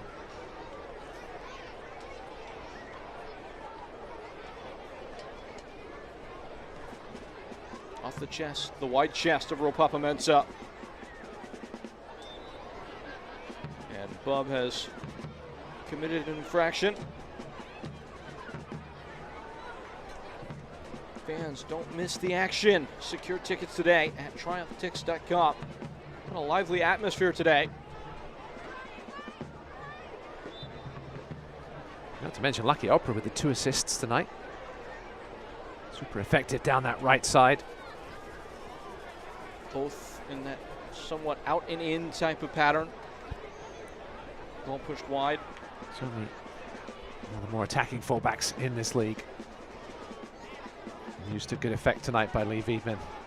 Javier Martin Hill finished the year so strongly last season. We're wondering how Oprah might be used, but he has made a strong claim for the starting spot in this game.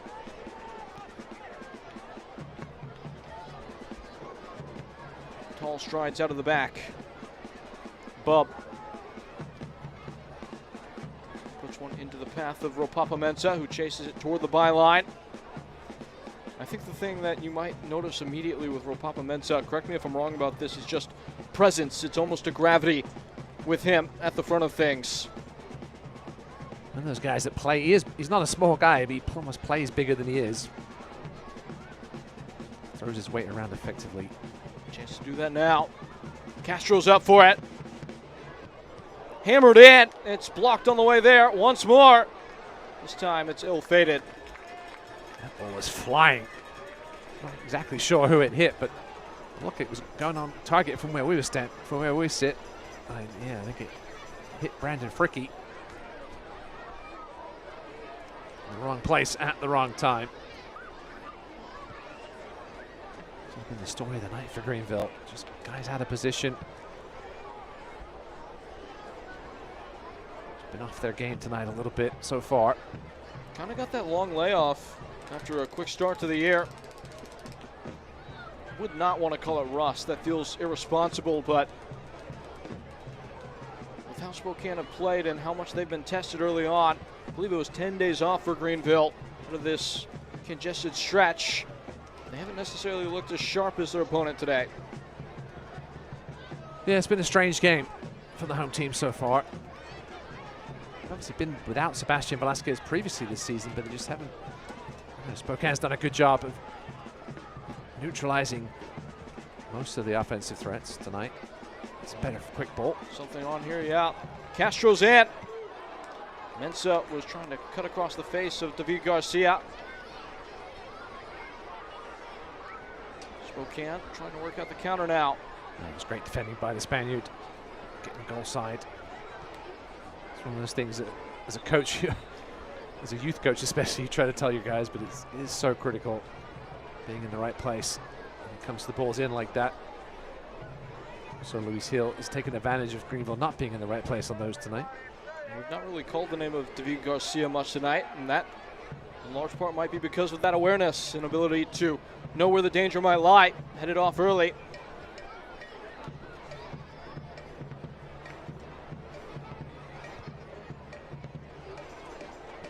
Bit of a blind ball across the formation.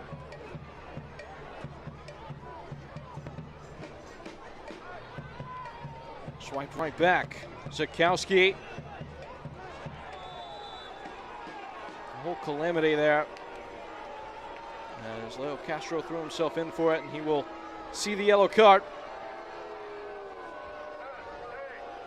I think the attacking third stats from Greenville, only 24% of the attacks have come up the middle.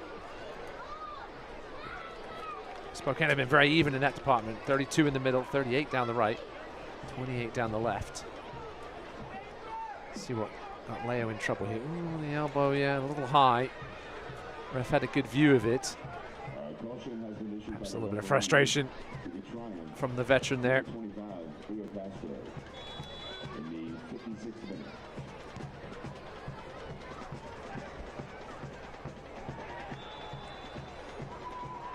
Foul awarded. Zane Bob was in with too much thrust.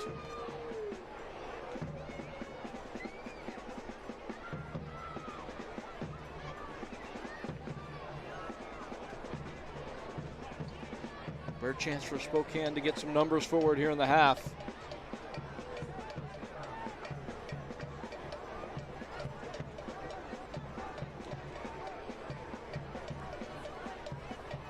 Greenville dig in. Derek Waldack has plenty of quality from dead balls, but he runs over here.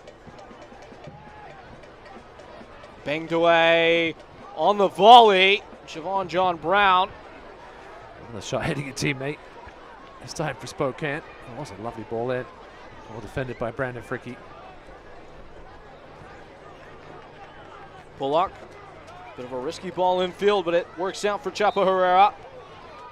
Yeah, he wanted the foul and got it, Chapo. No advantage played.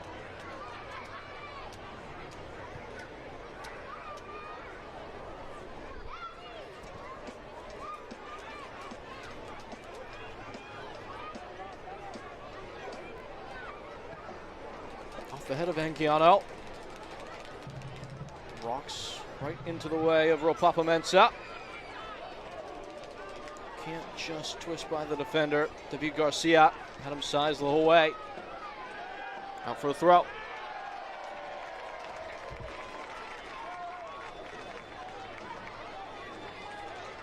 Bit more industry though so far in the half for Greenville.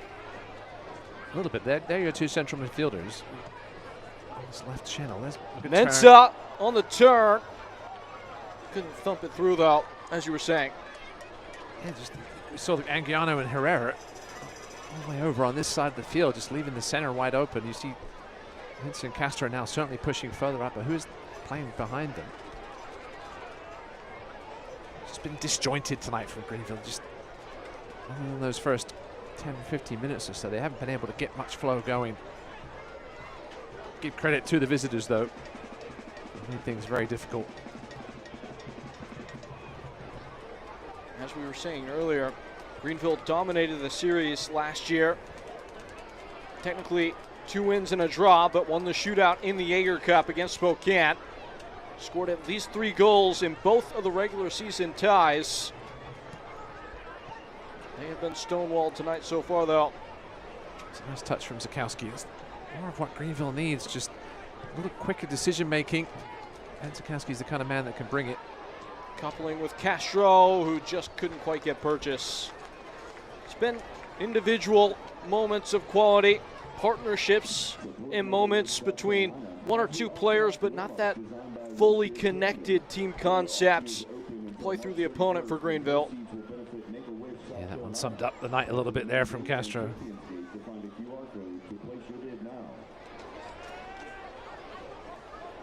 There are options waiting in the wings.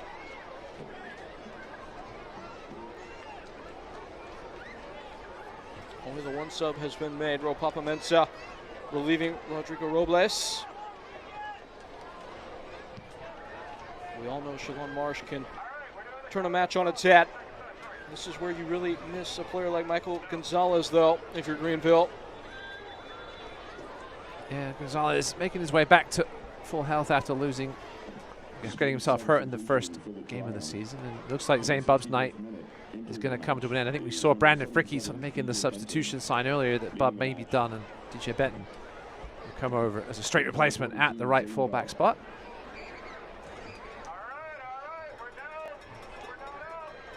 The most positive way of thinking of that change, maybe something more tactical. We do hope Zane Bub is all right. Benton is certainly a more attacking member of that back four. It gives him a little more balance, for sure. Certainly see him pushing forward. And here we are now. Has the ball at his feet. And angles it across, arcing into Zakowski.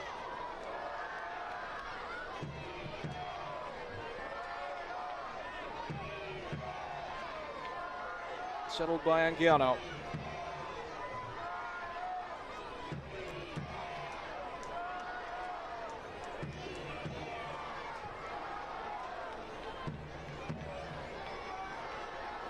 Evans whirling one in, requiring a bit of interest from the goalkeeper as Miller stepped in front.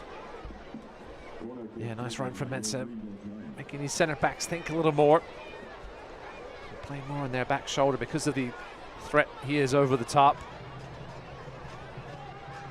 Looks like it may be a bit of zonal marking from Spokane to try and deal with Castro and Ropapa Mensah. You see the players standing without a man inside the 6.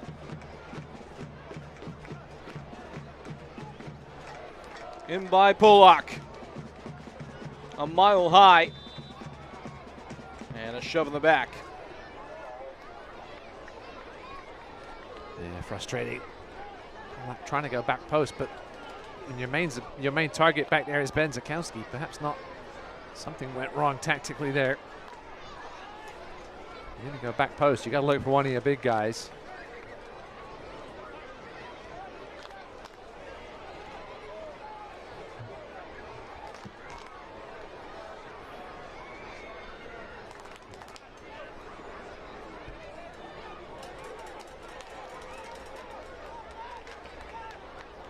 Soccer season is here, and SeatGeek is the official ticketing partner of the USL. Get all your USL tickets and more on the #1 ticketing site, SeatGeek, your ticket to great seats.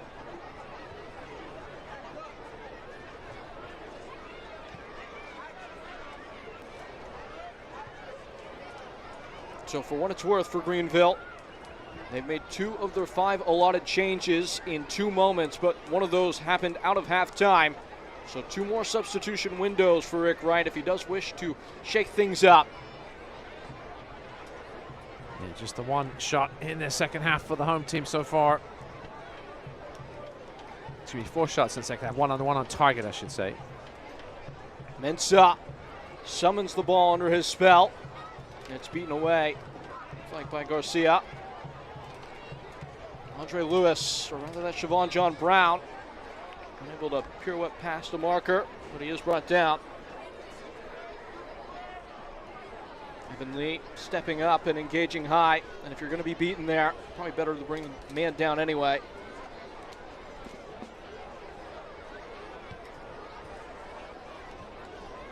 Push forward quickly. Luis Hill turns it wide. Siobhan John Brown arrives. On the 1-2, Oprah, incisive. Pollock's in for it. Played on, and the foul is given, or is it a penalty? It looks like a point to the spot has been given as Oprah was taken down by Pollock. First look, it seemed like a pretty fair shoulder-to-shoulder challenge from the veteran that's taking a look. Did they get their legs tangled up? I think that's harsh on Tyler Pollock. He didn't even look to see. We heard the whistle. You would imagine this would belong to Luis Hill as he resides sitting on a hat trick.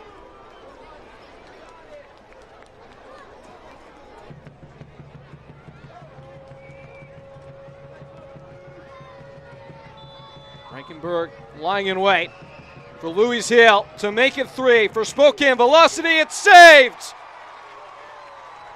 Rankenberg keeps his side alive.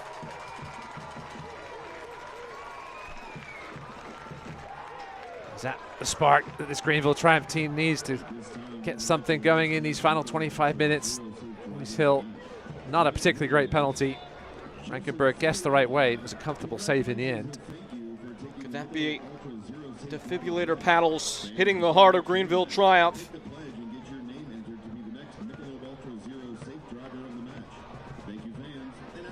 They have 25 minutes now to liven up and a new lease on life. And a pair of changes set to be ushered by Lee Wiedman. That seems sensible enough. Big Bryce Meredith, stalwart 6, will come on to replace the ever-technical Andre Lewis. And a big body, Marcelo Lage, will come in. He will take up the position of Cameron Miller, at least if the board is to be believed. Yeah, like-for-like substitutions for Lee Wiedman here, getting some fresh legs on up the spine. Lage will add a little bit more aerial defense. 6'5", 183. Was at the time that he played for them the tallest player in Las Vegas Lights history. And yes, that required quite a bit of digging.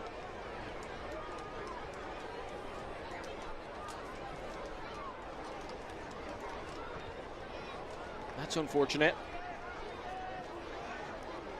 Connor Evans did so well to keep it on, and unfortunately for him, just sent it straight into the face of Ropapa Mensah and out for a goal kick.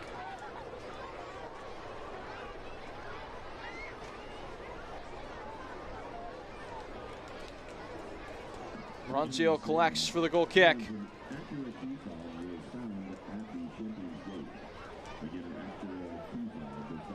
And here is the save from Rankenberg as Marancio is determined to take his time. The goalkeeper on the other end, keeping the interest alive. Yeah, it wasn't really hit with enough pace for it to beat Rankenberg once he guessed the right way. So soaring toward that far touchline and out for a throw. More direction. It certainly wasn't going to hit the side netting. Well, you need to hit it if the goalie is going to guess the right way. It was almost an attempt inviting a save from the goalkeeper.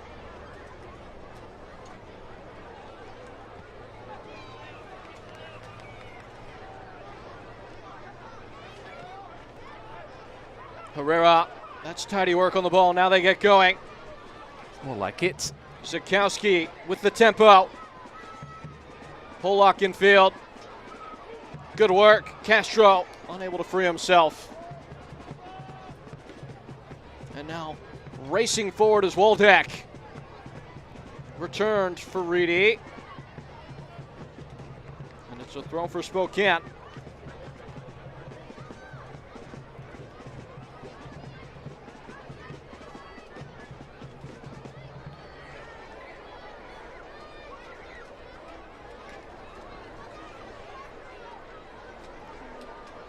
Upon a deeper analysis, it is the first of the last 5 penalties for Louis Hill that's been missed in all competitive action for Spokane.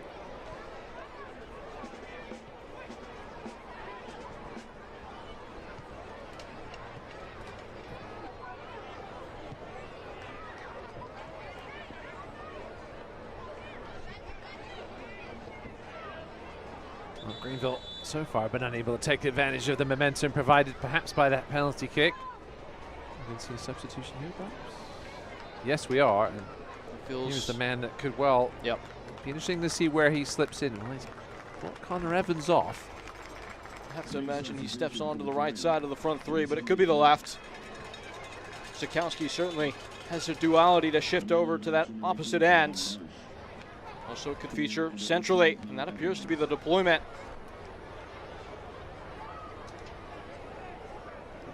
I think Rick Wright hoping that his fullbacks can continue to get involved wide, be those wingers. Siobhan Marsh. So I was hoping perhaps we'd see him in the middle of the park. This could be a dangerous free kick.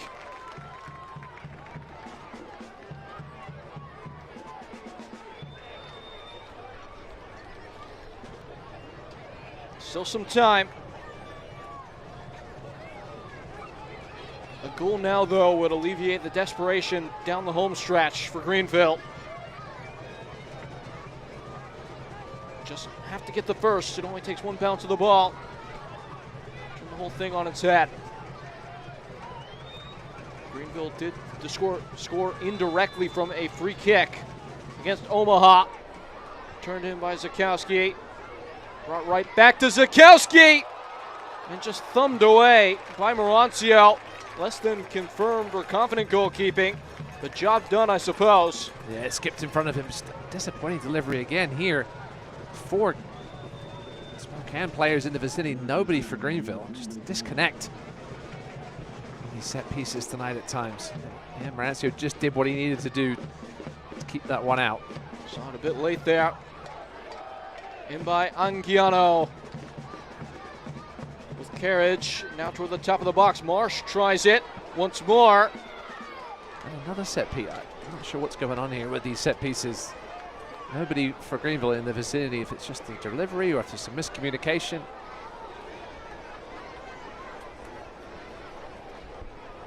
Can't watch the match? Turn on Sirius XM SC 157, North America's only 24/7 source for engaging soccer talk, including USL All Access on Tuesday nights, plus your live matches, USL, MLS, Premier League, and more, all on Sirius XM SC 157 and the new Sirius XM app. Spokane trying to get rid. And as you saw on your screen, you can tune in to the Trials' next home match at 7 p.m. on Saturday, April 5th. It'll be against Charlotte Independence, the one sandwiched between contests against one Knox. Greenville off to this great start in the league. Can they salvage a point? Maybe all three here.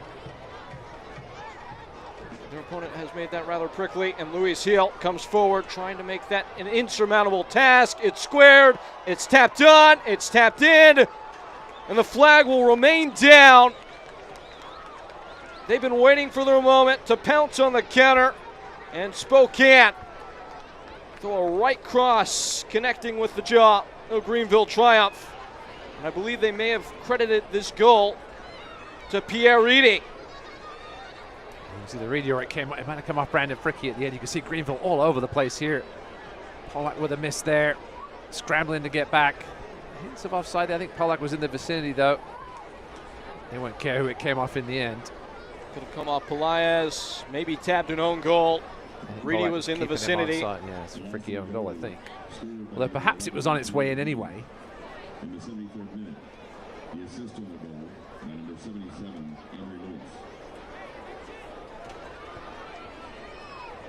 Greenville just caught, exposed, stretched, trying to push bodies forward. This one might be out of reach now for the home team. Thoughts on the performance as a whole? How have we gotten here, Ross? I was going to say, Spokane have scored 3 goals and Greenville haven't, but yeah, it's just been a disjointed, just been miscommunication, just nobody on the same page from Greenville tonight. Just an off performance. It's disappointing coming off that win over Omaha here in the last League One game. It looked so impressive. Just missing Sebastian Velasquez immensely in the middle of the park, but again, he's been out a ton this season, and obviously over the last half season or so with the hamstring injury, but they just looked out of sorts tonight. And to be totally fair, game changers change games. That's what Louis Hill did today. Found a little bit of a soft spot in how Greenville had set up and pressed the issue early, got 2 quick ones, and have controlled and seen the game out professionally. We mentioned earlier, there's a reason he's kept Neil Vignals on the bench. He's a game changer, an elite player, still with legs under him, only 31. A few mileage on those legs. A bit more than those years, and speak of the devil. Here comes Neil Vignals now. Over 116 appearances for him across many years with Richmond Kickers. 19 goals and 19 assists in that period. He would love to open up his accounts with Spokane, his new home on the West Coast, here on the East Coast tonight. And they will take Louis Hill off, sitting on a hat trick. Yeah, I mentioned they got that midweek game in the Cup, so to keep his legs fresh. Maybe Vignals gets to start in that one. The reversal of roles tonight. We'll see against Tacoma. East Jome also coming on. Greenville, they just want to show some pride in these final 15 minutes, show a little something. Give these fans a bit of confidence heading into the game against Knoxville midweek. Giano unable to untangle himself. Jome flying downfield off the head of Pelaez, who's off to the races, one-on-one. Pelaez and plowed wide.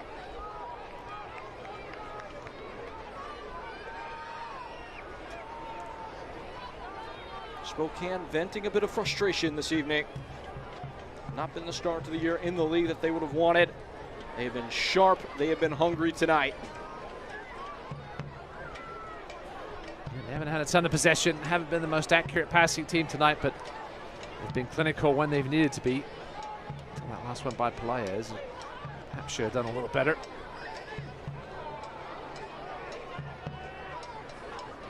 Sometimes you have these games as a team in the season where everybody has a bit of an off night. It seems to be the case tonight for Greenville.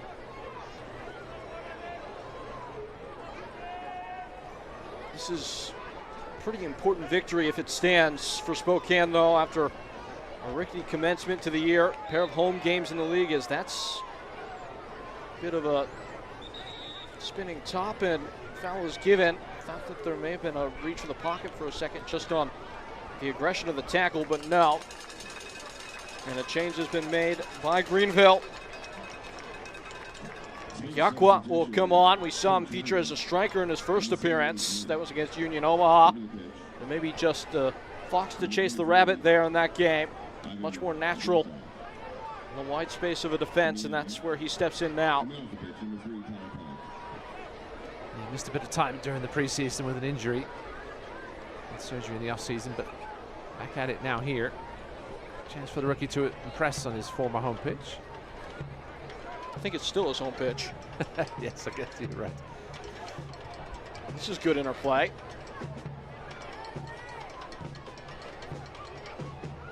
Again, the final ball, just not quite what was required. Mensa able to salvage. Chapo Herrera stopping and starting and spinning. Meredith holding the line though. It's going to be a throw.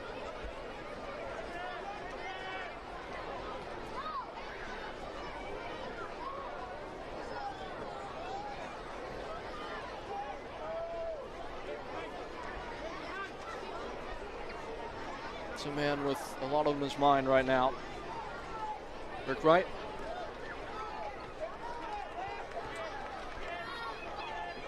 Coming up again, as we've told you throughout the night, home date in the Open Cup on April 2nd against One Knox. Then home game with Charlotte Independence, a pair of sides that aren't too fond of one another. Then One Knox again at home to wrap up this home stand to start the league year. First away game in USL League One play will be away at Chattanooga Red Wolves.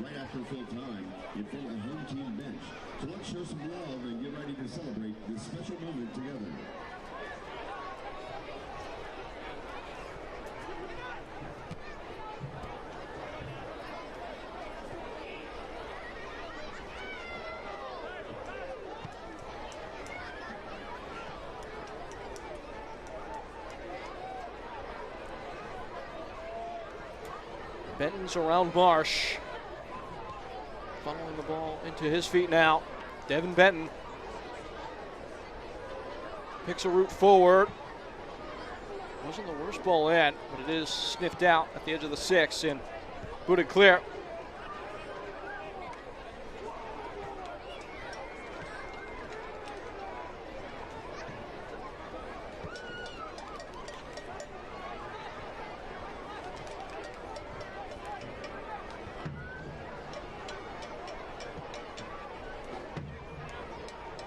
Marsh in a pocket.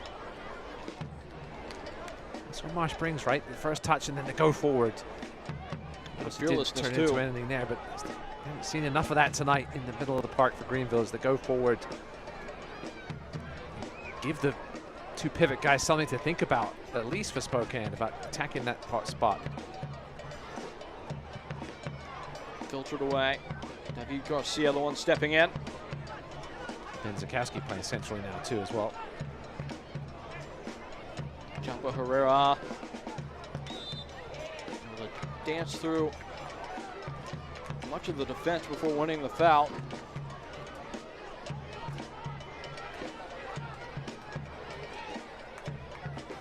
So much of this game is about forcing your opposition to make decisions. Pushing forwards, putting bodies down the middle, forcing those 2-6s to make decisions, forcing the center backs to make decisions. Making life easier for a professional player.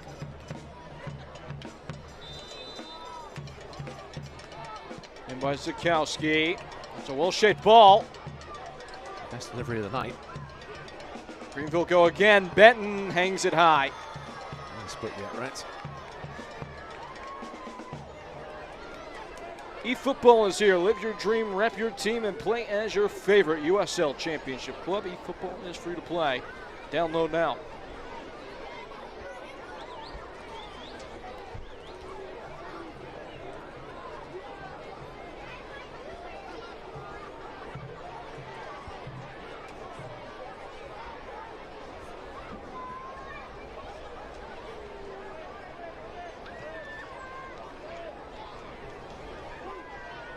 Away by Moranciel.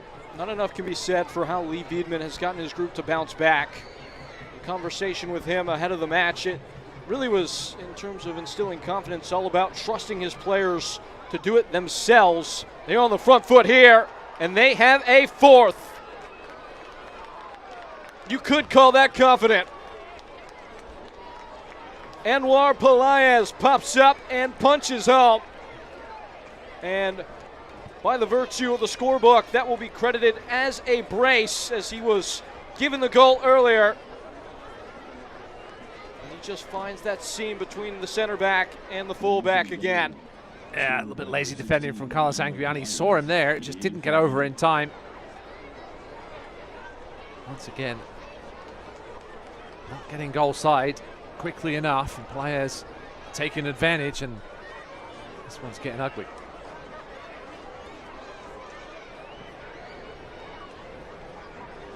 Spokane Velocity have come east and put a statement out for the rest of the league to observe against Greenville Triumph. Just shows you the rising level of this division. There is no such thing as a night off in the USL League One now. No, Rick Wright gonna have a sleepless night tonight. He made some risky lineup changes in this one, and they certainly haven't paid off. Looking sloppy defensively. Last little lackluster attacking. Just got a cut match Wednesday now, a chance to perhaps work on things even more, try some different things. This is the time of the season to do it. At least you do have a game coming up on Wednesday, a chance to get the taste of this game out of your mouth. Well, obviously no slouches either, defensively especially.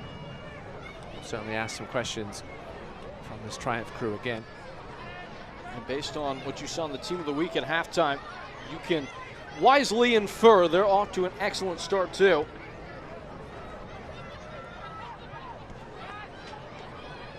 Oh, that's a great turn. Zakowski can't slip free. And off and running again. This is Reedy. And this is Joe. Reedy busting along to present an option upstream. Pokes free of Rankenberg, who's able to fall on it. And by the way, if not for his penalty save, this could look a little bit more gruesome.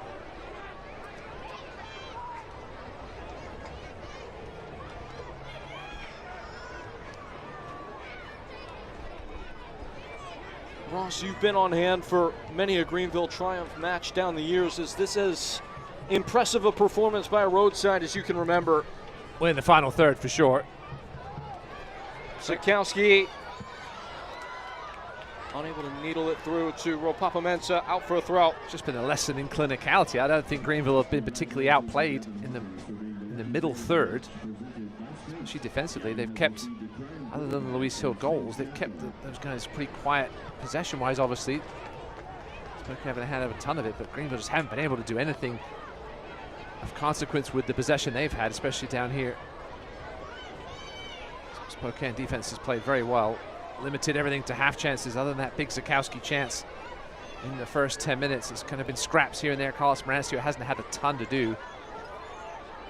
I think the scoreline has really reflected the closeness of the game overall, but Spokane have had their chances, they've put them away. We'll head home with a deserved 3 points.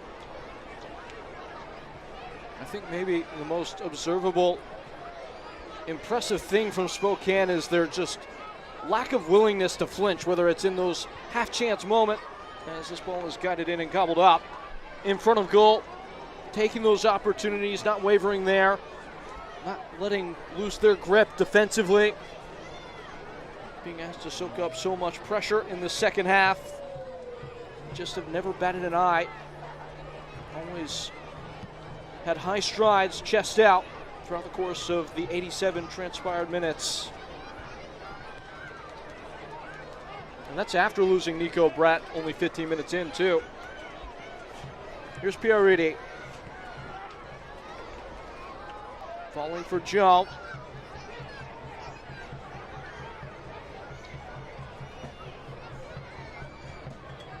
Vinyals.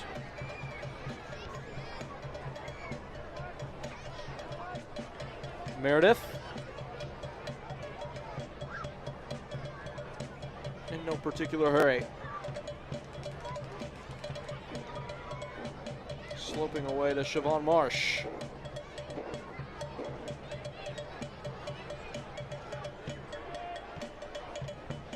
Well spotted ball in behind. Pelaez. Could he get a hat trick? Anwar Pelaez, it's blocked by Lee. Once more, this time from range and taken over the frame.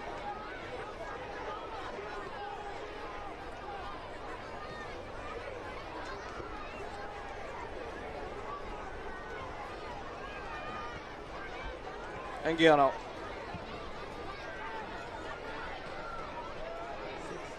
Inyakwa riding the tackle. Vinyals gets busy, turning heads. Couldn't skip clear of Evan Lee. Given away by Rankenberg though. Jome had a look. Instead drives on.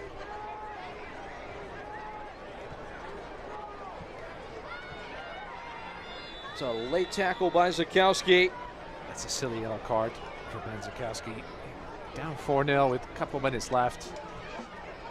Silly stuff from the second-year man. It's the kind of thing that it feels small in the 89th minute in week 3, but might feel much bigger down the line if that ends up amounting in a overall suspension for yellow card accumulation.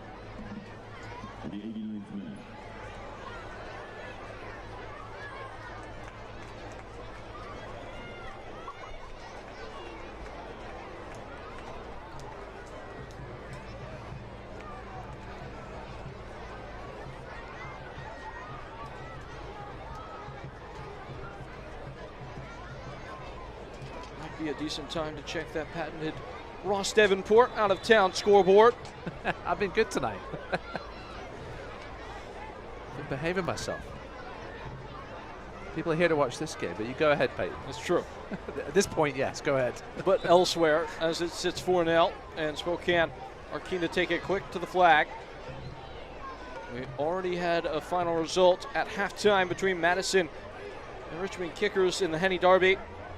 2-1, forward Madison able to get up off the mat after falling in their first league match against FC Naples. Still waiting to get a couple key players back, the Flamingos.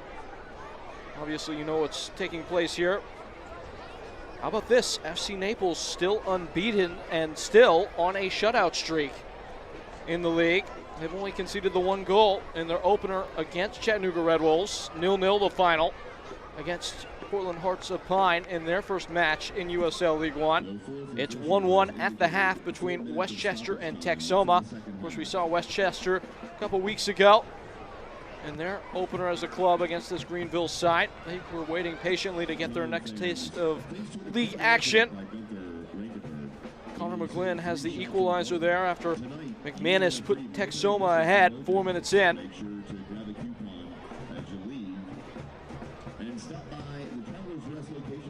Spokane will have Portland Hearts of Pine coming up next weekend as they continue their run in the league and the cup, trying to balance both. Coming ahead, Siobhan Marsh.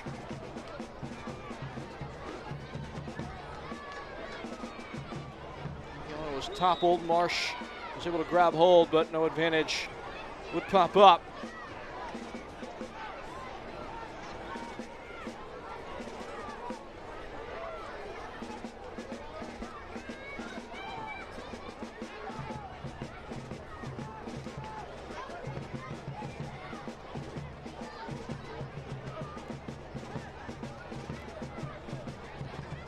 Zakowski. Gakwa stepped out. What appears to be a corner kick.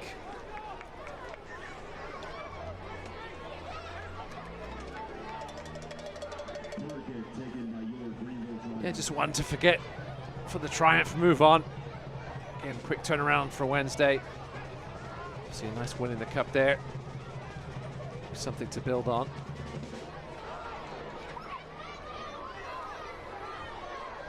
Having a hit and having it blocked. Said that a lot tonight.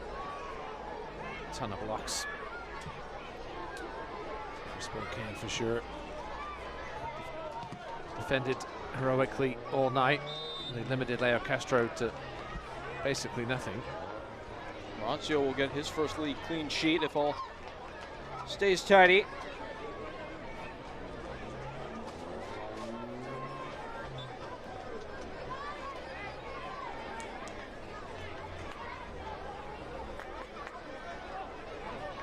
Greenville have outshot Spokane, but only the 3 on target.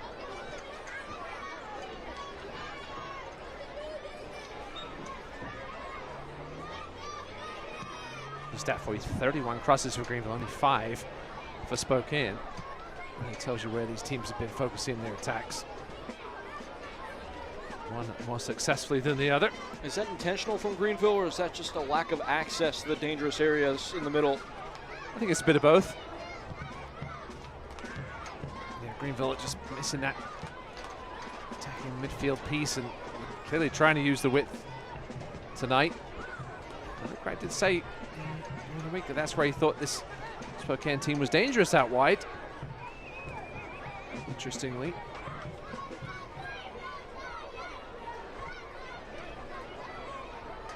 Deep into 4 minutes of stoppage time. Just to make it Michael Gonzalez back soon. Not sure about Pascal Corvino. Seemed to be in a bit of distress in pre-game when he was working out, so he may be out for a little bit. Seba Velasquez as well, hoping to get him back. Hopefully Zane Bub is all right. Had to come off with that injury.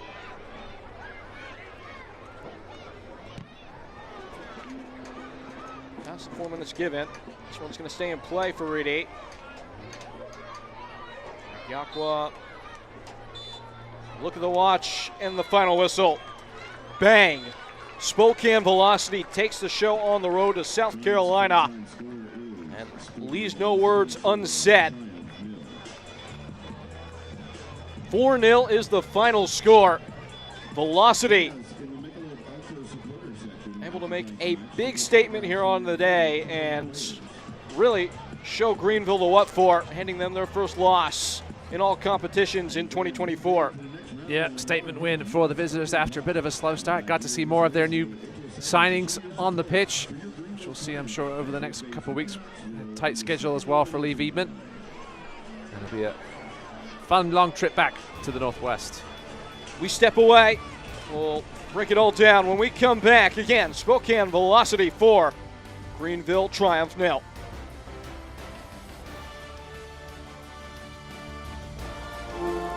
Welcome to Wood Creek Dental, where dental care is a family tradition. For over 40 years, we're proud to be a family-owned practice serving the community of Greenville, South Carolina. At Wood Creek Dental, we believe in quality care and exceptional service. Our experienced dentists and dedicated staff are committed to your oral health. We've invested in modern technology and have created a relaxing atmosphere for your comfort and peace of mind. We prioritize your experience in our calm and caring atmosphere. Our commitment to providing you and your family with exceptional service is at the heart of everything we do, and our patient-centered approach builds relationships based on trust and confidence. Experience the difference for yourself. Wood Creek Dental.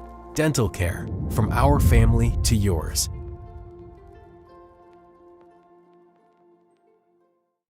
Dance like nobody's watching. Except when people are watching, like your roommate and the new boyfriend you forgot she was bringing over. Believe in yourself. But know your limits, because right before an interview really isn't the time to try being a hairstylist. Anything is possible. So yes, winning is possible, but so is not winning, which means sometimes the best way to play is to save some possibility for another day. The South Carolina Education Lottery, supporting better players and a better you. A pair of players with a pair of goals each. That's one of them. Anwar Pelaez creating half the margin by himself. He scores the last two. The first two belong to Louis Hill, and the first full 3 points of the year belong to Spokane Velocity. They harvest them all. Peyton Gallagher with Ross Davenport here with you. Here were the highlights of the match that has come and gone here in the Palmetto State, and Ross, Spokane set the tone early. Greenville missed an early chance. Ben Zakowski hitting the bar, but here come the velocity, a lovely ball into the channel. Luis Hill, composed finish past Gunther Rankenberg. That would be the theme of the night. Then on into the 27th minute, where Spokane Velocity, after Nico Brett had to come off with an injury, would double the advantage, and much of the same look from the first goal. Yeah, lovely bit of pass work across the pitch. Lucky Alpra with the ball in, had the pace, the direction. All he needed was a touch from Luis Hill to direct it past Rankenberg. Not many players in this league can finish with that kind of quality. First time like that, this was the penalty. These highlights brought to you by GSP Airport, but not cleared for takeoff there would be Luis Hill, denied his hat trick by the goalkeeper Gunther Rankenberg. But despite the best effort of the number one for Greenville, Spokane would break through again. Yeah, this one, Animal Pelaez, the ball was a little behind him, the delivery in the end. You can see here he tried to scoop it back into the goal. I think Brandon Fricky may have helped it across the line, but Pelaez gets the credit. No question about this last one. Absolutely. You see Pelaez making the run, found the soft spot, was almost surprised the ball located his feet, and he did make no mistake whenever given the opening there. Yeah, you can't let a striker like him hang around on the edge of the 6-yard box with that much space. Speaking of goal scorers, that young man, the man of the match, is Camden. A word from Lee Wiedman. Nice touch from the visiting coach. He had a courageous performance to lead us off on the evening. Yeah, one man who won't care about the result tonight too much. What a week it's been for young Camden. Was able to train with the group. Rick Wright told us in the build-up what a pleasure it was to have him around, and what an honor it was to get to participate in the community in that kind of way. Do something that really matters. Don't forget to bid on those pre-game shirts that Seth Tolman's wearing right there. You can just see it with the flames at the bottom. Of course, designed by that young man, Camden. Fortunately for Greenville, the only man in a Greenville shirt to pull the ball in the back of the net tonight. Didn't count. It will count for him. That's all that matters.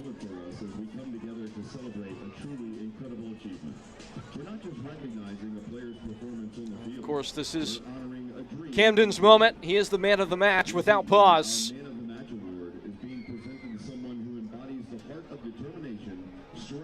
And really shows exactly what this Greenville Triumph organization means to the community, and the relationship goes both ways. Yeah, shout out to all the Triumph team members behind the scenes that made this happen this week. Shout out to Make-A-Wish as well for continuing to do things like this for young kids. Still got his captain's armband.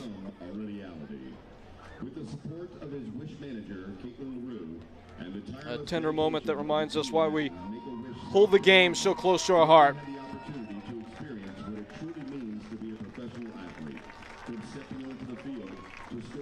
Camden, the youngest signing in club history, the youngest goal scorer in club history, on a night that was somewhat sour for the home side. He is a touch of light.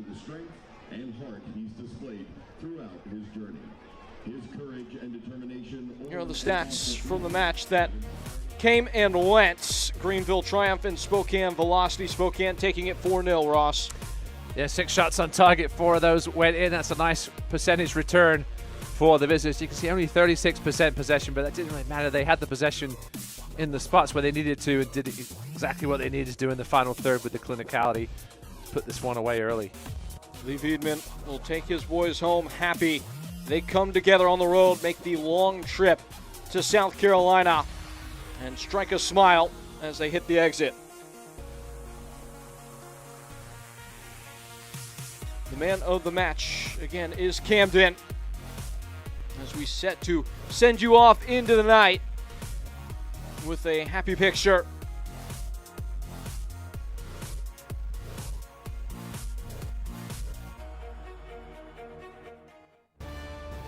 At the conclusion, it's Spokane that crossed the line in flying fashion.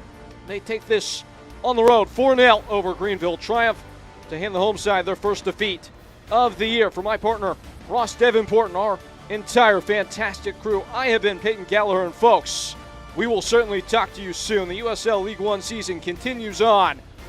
4-0, again, the final score. This copyrighted telecast of the United Soccer League cannot be retransmitted, rebroadcast, or reproduced without the express written consent of the United Soccer League.